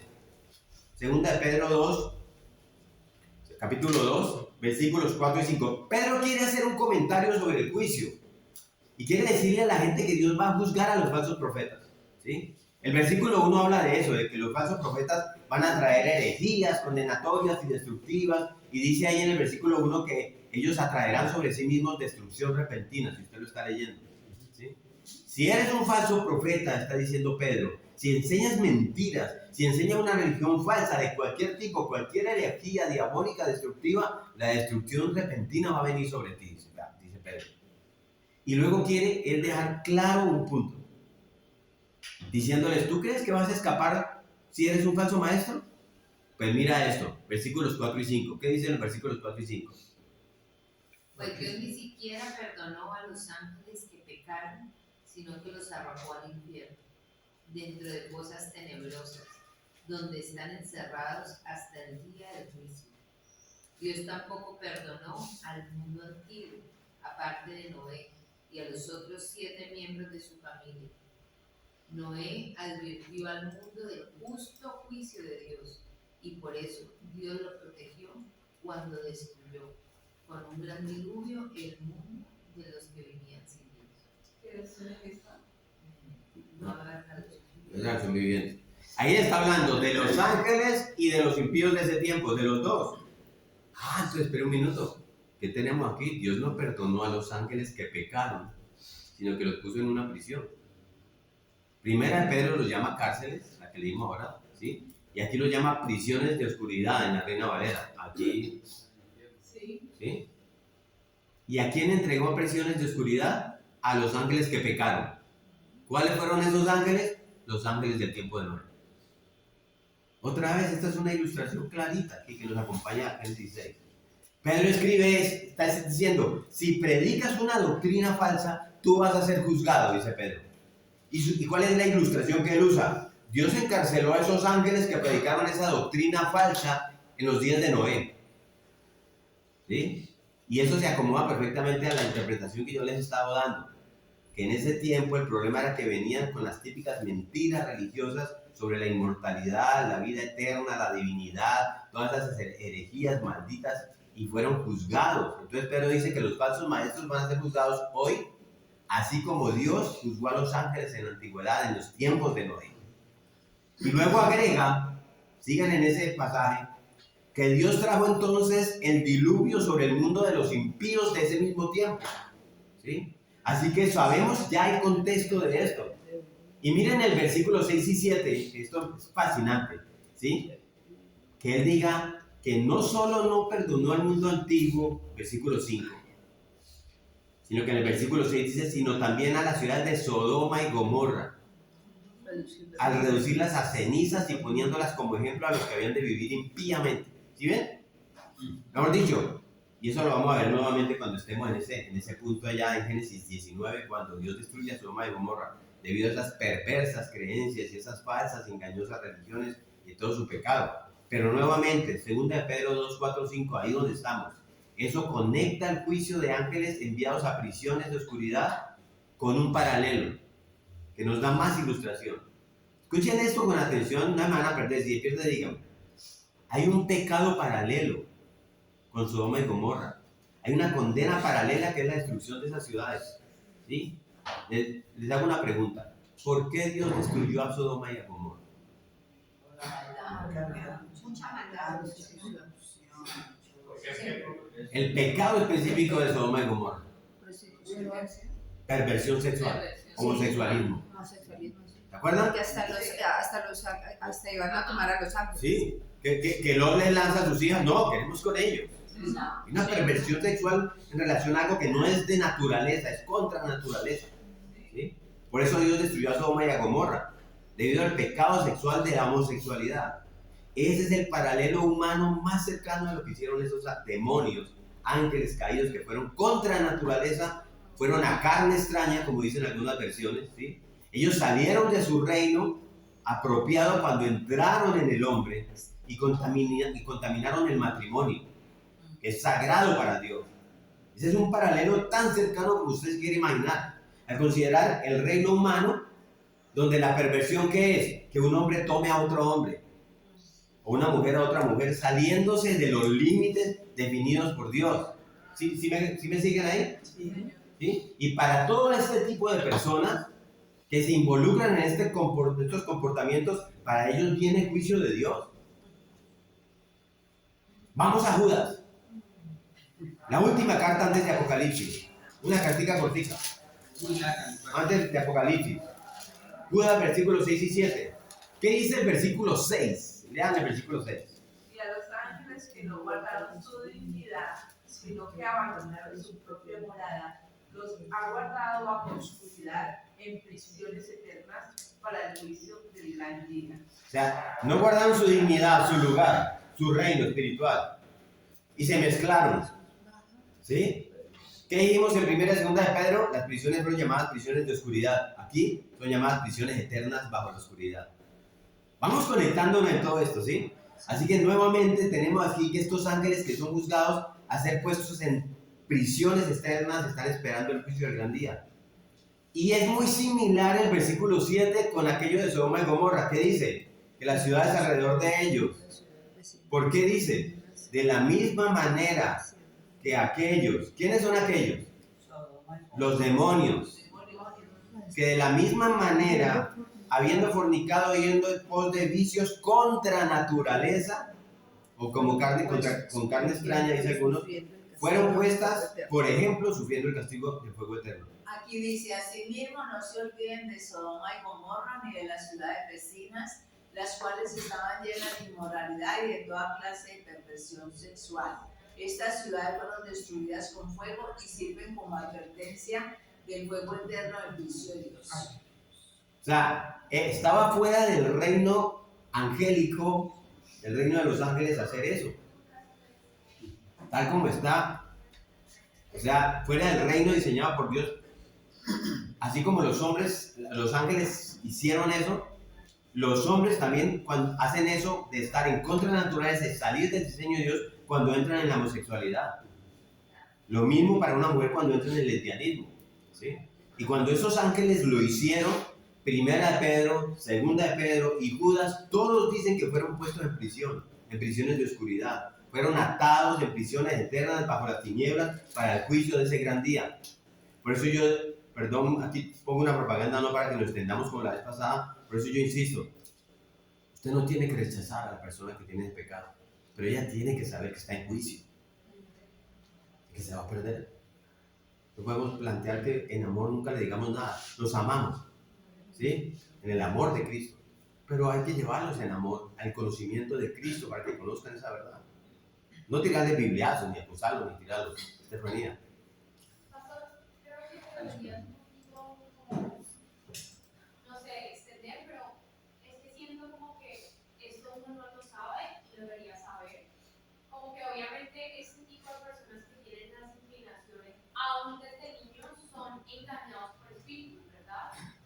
Esas personas, ¿cómo se pueden tratar? O digamos, ¿cuál puede ser como la ayuda espiritual que se les pueda dar a esas personas para que no solamente se arrepientan de su pecado, vuelvan a Dios, conozcan la verdad, sino que dejen de sentir o ver eso que ven porque han sido engañados? ¿Sí?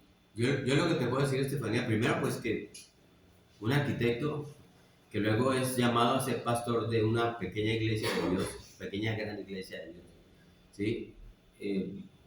Digo yo me hago la misma pregunta delante de Dios. La única respuesta que yo siempre he escuchado de parte de Dios, y no digo con voz audible, sino que Dios me ha llevado a ese punto a través de su palabra, es tráemelos a mí.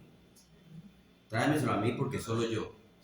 Porque ni en las fuerzas de ellos, ni en tus propias fuerzas van a poder entender y manejar esa condenación. Pero no los juzgues, no es tu opinión, no es tu juicio, no es tu responsabilidad ni acusarlos ni llevarlos a la solución. Solo yo. Y ahí mezclamos un poco con el tema aquí que hablamos de la liberación, ¿sí? Porque tiene que ver con eso. Entonces yo lo más que puedo llegar es a ese punto. A ese punto donde, pero a ese hermano o a ese que no es hermano, que es incrédulo, si yo puedo hablar, le hablo de Cristo y de lo que Cristo es y de lo que Cristo llama, que es al arrepentimiento y a creer en Él. Y si esa persona va, ha habido unas experiencias, unas historias hermosas de hombres totalmente llevados a la lujuria de la perdición de la homosexualidad, que han regresado a Cristo y que solamente cuando tú los escuchas y tú ves, eso pues ya uno lo ve en internet, ellos dicen, Cristo me salvó, Cristo me llevó a sus brazos y yo entendí. ¿Qué hizo la gente? Como Bartimeo, no sé si ustedes se acuerdan de Bartimeo. Señor, Hijo de Dios, ten piedad de mí. Y todos le decían, cállese, cállese, que está no. Hasta que uno que le dijo, camine y se lo llevó a Cristo. Ese es nuestro labor. El que llevó al ciego, como Bartimeo, a los pies de Cristo, para que Cristo le dijo, ¿qué quieres? Y él dijo, quiero que me quites la ceguera, y Cristo lo hace. Es lo único que yo te puedo decir como un hombre de Dios, ¿sí? Más allá de terapia, cosas que hasta allá no lograría yo conducir. Ahí es donde uno recuerda esta palabra que es que uno siembra, otros cosechan, pero la obra, uno siembra, otros llegan y cosechan y la obra la hace solo el Señor. Sí, es la obra del Señor. Pero sí, hemos visto muchas personas, yo conozco un pastor muy lindo, es muy especial, que él fue homosexual y hoy en día es un hombre que tiene Dios. Sí. Rodri, ya. Rodri, me vuelvo un poquito que pena. Entendiendo lo que tú dices, que los ángeles y ellos formaron una familia, se puede sobreentender que pueden nacer, digamos, un niño endemoniado, o sea, nació homosexual, porque es la mezcla entre el ángel y el hombre. Podría tener eso, pero vamos a ver de qué se trata la mezcla entre ángeles y hombres ahorita al final. Ahora quiero que lleguemos, uy, se nos está dando tiempo, rojo. Solamente diré compartir una frase que leí hace tiempo. Pues con respecto al final, lo que se entiende esto desde los muchos se habla de los tratamientos de los homosexuales para otros heterosexuales y que la frase que nos dice que nosotros muchas veces creemos que lo opuesto a la homosexualidad es la heterosexualidad, pero que lo opuesto a la homosexualidad es la santidad. Así es, sí señor. Está bien, es nada. No lo tengo aquí, pero ustedes se acuerdan cuando hablamos en la clase del sello de la perfección, Satanás, que entonces hay demonios sueltos en el mundo y hay demonios que están atados, y los demonios que están atados están desde ese tiempo, desde ese periodo. ¿Se acuerdan que habíamos, que se escribe aquí en Génesis 6? ¿Se acuerdan cuando Jesucristo estaba en Gadara y estaba expulsando los demonios de un hombre? El demoniado gadareno, Sí. que los echó, y se los echó ¿a dónde? A una manada de cerdos. ¿Sí? ¿Se acuerdan lo que dijeron los demonios? No nos mandes al abismo. ¿Sí? O sea, ellos quieren ser libres, quieren hacer su maldad en el mundo, pero algunos han sido atados hasta el momento del juicio final. Y Apocalipsis 20 dice que al final, cuando Jesús venga, van a ser arrojados al agua de fuego. Así que tenemos una invasión demoníaca, mis amados, en Génesis 6, del 1 al 4. Y voy a ir rápidamente por este texto que vamos a tocar en la clase siguiente, pero quiero pasarlo rápidamente del 3 al 7, ¿sí? El versículo 3 es la respuesta divina. Dios mira lo que está pasando, tiene una respuesta y Él dice, no contenderá mi espíritu con el hombre para siempre, ¿sí? Versículo 3, ¿sí? Este es el juicio de Dios. ¿Qué está diciendo Dios? Miren, yo he esperado por 1656 años. Bueno, miren, en realidad no son 1656, son 120 años antes de eso. Se lo voy a mostrar. Cristo estaba esperando entonces por 1536 años y ha llegado a un punto donde su indignación está llegando al límite. El versículo 5 dice que la maldad del hombre es mucha en la tierra y que todo designio, todo lo que ellos piensan de su corazón, de ellos ¿qué es? Continuamente solo maldad. Solo maldad, ¿sí? ¿Qué dice el versículo 6 y 7? Alguien que nos lo lea. Y se arrepintió Jehová de haber hecho hombre en la tierra y le dolió en su corazón. Y dijo Jehová, raeré de sobre la faz de la tierra a los hombres que he creado, desde el hombre hasta la bestia y hasta el reptil, y a las aves del cielo, pues me arrepiento de haberlo hecho. O sea, Dios llegó al punto de exasperación total con los hombres. No contenderá mi espíritu con el hombre para siempre. ¿Sí? Y por favor tomen nota de esto. Él no está diciendo, no contenderá mi espíritu más con esos demonios. Por eso siempre me quita la responsabilidad del hombre. Dios nos llama a nosotros. Porque Él sabe que los demonios no tienen ningún acceso, a menos que se lo otorgue el hombre. ¿Sí? El problema aquí es la gente. El Espíritu Santo se ha estado esforzando. Esto es muy importante. Miren, la única vez que hemos visto al Espíritu Santo, antes de esto es en la creación. ¿Se acuerdan? Génesis 1, que se movía sobre las aguas, ¿sí? Trabajando ahí en la creación. Y aquí nos encontramos con el Espíritu Santo nuevamente y vemos que no solamente estaba trabajando en la creación, sino que estaba trabajando para provocar arrepentimiento. ¿Qué ha estado haciendo? Luchando con el hombre, ha estado tratando de llevar a estos pecadores al arrepentimiento. Y dice, yo no voy a hacer esto indefinidamente. No contenderá mi espíritu para siempre con el hombre. Y eso a mí me dice que esta invasión demoníaca no es en última instancia culpa de los demonios, es culpa del hombre. ¿Sí? Dios tiene un plan de juicio para los demonios, eso no es lo que preocupa aquí. ¿Sí? Él no dice voy a destruir a los demonios, Él dice voy a destruir al hombre, lo leímos en 6:7. El juicio de los ángeles no es el tema de Génesis, el hombre es el tema de Génesis. El juicio de los ángeles lo vamos a ver más adelante en la Biblia, pero el hombre es el tema de Génesis. Ese es el registro de la historia del hombre. Y este es el juicio del hombre que se ha abierto a los demonios. Al igual que Adán se abrió a Satanás en un momento dado en el jardín del Edén. Y entonces el hombre se ha vuelto tan corrupto como para tratar de anular la sentencia de muerte de Dios y obtener semejanza a Dios y la vida eterna. Y entonces le da la bienvenida a los demonios en su vida personal. Y Dios tiene un límite. Aquí no lo está diciendo, no voy a lidiar con eso permanentemente. La gracia de Dios tiene sus límites. En la vida individual nuestra también la gracia de Dios tiene sus límites. Y llegará un momento en que Dios ya no pelea con alguien. ¿Sí? No porque Él se rinda, sino porque este hombre no quiere. ¿Sí? Y con los hombres en general también tiene sus límites. Y miren lo que dice al final del versículo 3. Porque, vea, estemos agradecidos por eso que dice ahí. Porque esta es la introducción de la gracia, al final del versículo 3. Mas serán sus días 120 años. ¿Saben qué es lo que está diciendo aquí? Son 120 años antes del diluvio. No voy a contender más con ellos, pero más serán sus días, les voy a dar 120 años. ¿Sí? Le voy a dar al hombre 120 años para arrepentirse. ¿Sí? ¿Saben lo que está pasando durante esos 120 años? Primera Pedro 3:20. La paciencia de Dios esperaba en los días de Noé mientras se preparaba el arca. Ahí lo leímos en Primera Pedro 3:20. Y Noé dice en el Nuevo Testamento que era un predicador. Noé predicaba. ¿De qué predicaba? De juicio, de justicia. Por 120 años Noé construyó un arca.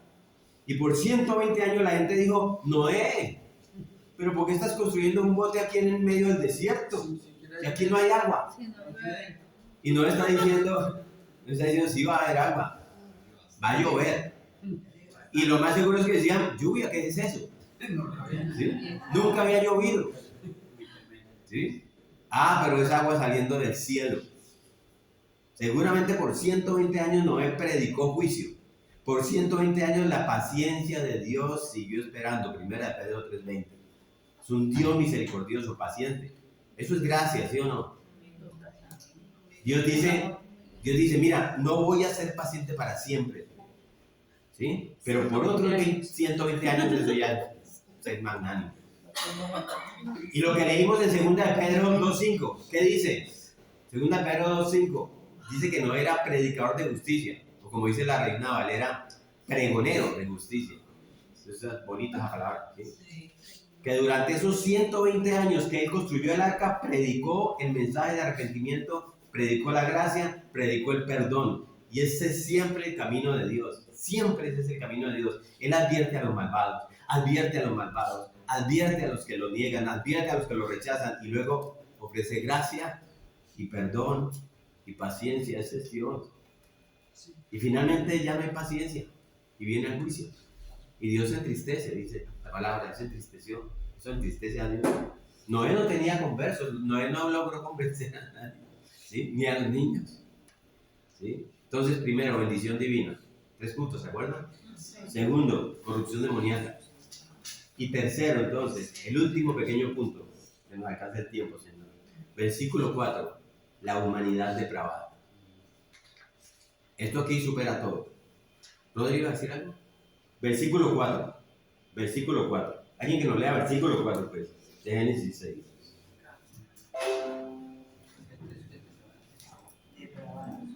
Había gigantes en la tierra en aquellos días, y también después que se llegaron los hijos de Dios a las hijas de los hombres y les engendraron hijos. Estos fueron los valientes que desde la antigüedad fueron varones de renombre. Pues, ¿qué es eso? ¿Sí? Voy a tratar de hacerlo simple para todos nosotros. ¿Sí? Porque lo que les decía al principio, hay interpretaciones hasta fantásticas, pasadas de tono. Y la película que salió, ¿sí? ¿Se acuerdan? De Noé con este actor de ¿cómo se llama? El actor de El Gladiador. La película Noé que salió así. ¿Sí? Entonces voy a tratar de hacer claro esto. Leímos en el versículo 3, no contenderá mi espíritu con el hombre para siempre, porque ciertamente que él es carne. Ese es un punto bien importante. Usted puede pensar que eso en ese momento eran demonios entrando y llenando y tomando su poder demoníaco en acciones sexuales, y que eso iba a producir unos niños divinizados. Como más lo que, la pregunta que han hecho, más allá de un ser humano natural. Y la gente podría tener alguna alusión acerca de un poder sobrenatural para trascender y producir algún pariente. Mi niño va a ser un ser maravilloso, ¿sí? Para elevarse más allá del poder de Dios para juzgar y llegar a un estado divinizado, ¿sí? Pero les digo, cuando todo esto fue hecho, cuando todo esto sucedió, de los hijos de Dios con las hijas de los hombres, estos hijos que nacieron eran solo carne y hueso. Ese es el punto. Eran solo carne. Tú eres un ser mortal, solo carne. No eres mitad hombre y mitad ángel. Eres solo carne que se daña con el tiempo. Se arruga, se envejece y muere. Igual. Y luego dice en el versículo 4, y había gigantes. Si ustedes tienen alguna versión, dicen Nefilim, que es el término hebreo. Había Nefilim en la tierra en esos días. Lo sabía. O sea, Nefilim, ustedes van a escuchar la palabra si se inquietan con esta enseñanza de hoy. Nefilim. Los Nefilim, ¿sí? Esa palabra es la transliteración de una palabra hebrea que significa los que hacen caer, los caídos, refiriéndose a quienes se abalanzan con violencia contra hombres para despojarlos y derribarlos. Los Nefilim, ¿sí? Sin embargo, la más común de las expresiones hebreas para estos hombres era el término que significaba grandes hombres, hombres de estatura, hombres de poder, hombres de influencia. Se usa solo una vez más en el Antiguo Testamento, y eso está en el libro de Números, cuando los espías entraron a Canaán. ¿Se acuerdan? En el capítulo 33, ellos salen y dicen que había gigantes allí, había Nefilim, ¿sí? No podemos golpearlos, ellos son gigantes y nosotros somos como langostas, dicen varios de esos espías, ¿sí? Y la razón por la que ellos usan ese término Nefilim para describirlos es porque conocían esa palabra desde el Génesis, los Nefilim. Estos Nefilim no son una raza de personas que apareció de nuevo otra vez en Canaán, porque si nacieron antes del diluvio, se ahogaron con todos, entonces no volvieron a nacer. Entonces ese término realmente significa caído, gente que cae sobre ti y te aplasta. Esos son Nefilim, van a caer sobre nosotros y nos aplastan. Eso es lo que están diciendo los espías israelitas, ¿sí? Entonces, gente poderosa, feroz, tipo guerreros. Pero Moisés dice que ya estaban en la tierra en esos días. Es importante decir eso porque alguien puede pensar que estos seres fueron producto de estas uniones cuando los ángeles, demonios y los hombres se juntaron y produjeron unos monstruos gigantes, ¿sí? Y no es así. Ya había hombres poderosos en la tierra. Miren la primera parte del versículo 4 que dice. Había gigantes en la tierra. Y en aquellos días. Y también después.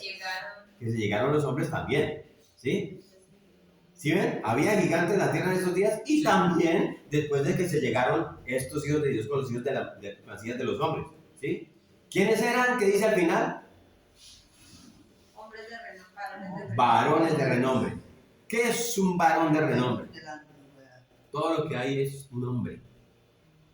Varón de renombre, sí, pero son hombres. Ya había unos hombres poderosos, nos dice el versículo 4.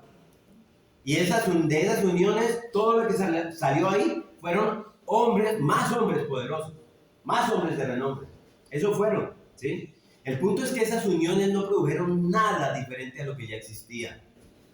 Y esa es la interpretación razonable de este versículo, ¿sí? Es difícil, les digo, ser dogmático doctrinalmente al respecto, pero Nefilim es simplemente un término que habla de poder, de ferocidad, de mucha fuerza.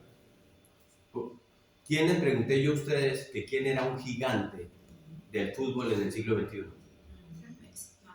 Messi, que es de pronto un poquito más alto que yo. Hombres de renombre, varones, gigantes del fútbol. ¿Sí? Nefilim. Y eso es en el buen sentido, porque hay unos, como decía, como el presidente de Rusia, que hoy día es un hombre poderoso, es un Nefilim. Gente con poder. ¿Sí? Pero ya estaban en la tierra, ya estaban allí. Solo que esta acumulación genética los produjo más y probablemente había muchos de ellos cuando vivían 900 años. Y la corrupción del pecado no había tenido tanto efecto como nuestros cerebros hoy. Eran hombres de renombre, poderosos, ¿sí? Tenían habilidades físicas, ¿sí? Debe haber sido unos hombres grandes y poderosos, pero no gigantes. No gigantes en cuanto a lo físico. No los árboles así que salen en la película. No era eso. Ya estaban allí. Y de esas uniones nacieron más de ellos, pero eran hombres. Tenemos que entender que eran solo hombres, hombres de carne y hueso, ¿sí? Y entonces lo que tenemos aquí es que todas las promesas demoníacas, ¿se acuerdan que todo lo que les he venido diciendo, lo que uno puede entender qué fue lo que pasó ahí, porque se dejaron convencer? Todas esas promesas demoníacas, todo lo que Satanás siempre promete, nunca cambia la naturaleza humana. No cambia la depravación humana. Somos y seremos siempre carne y hueso, hombres humanos, hombres y mujeres humanos. Gente de renombre, puede ser. Varones de renombre. Poderosos, sí, ¿por qué no? ¿Sí? Guerreros feroces que ganan reputación y producen miedo y todo eso, pero hombres, varones. Y el mundo siempre ha tenido sus Nefilim. Alejandro Magno, Julio César, Napoleón, Hitler, Saddam Hussein, Putin, todos los que vienen. Y en Hitler También, hombres poderosos. Uno podría referirse a ellos como hombres gigantes poderosos que caían sobre los demás, que es el término Nefilim. ¿Sí? Pequeños pseudodioses, tribales ahí, que usan su poder maligno para amenazar, para subyugar y para destruir a otros. Eso eran esos hombres, porque caían sobre otros, por eso era la maldad tan grande ahí. Pero al final son solo hombres, son solo carne y hueso y forman parte del obituario, y murió, ¿sí? Satanás no puede convertirte en otra cosa más de lo que eres. Satanás no puede darte una bendición inmortal, como dicen por ahí en algunas sectas satánicas. Satanás no puede convertirte en un Dios. Satanás no puede hacer que domines a Dios y entonces desafíes el juicio eterno.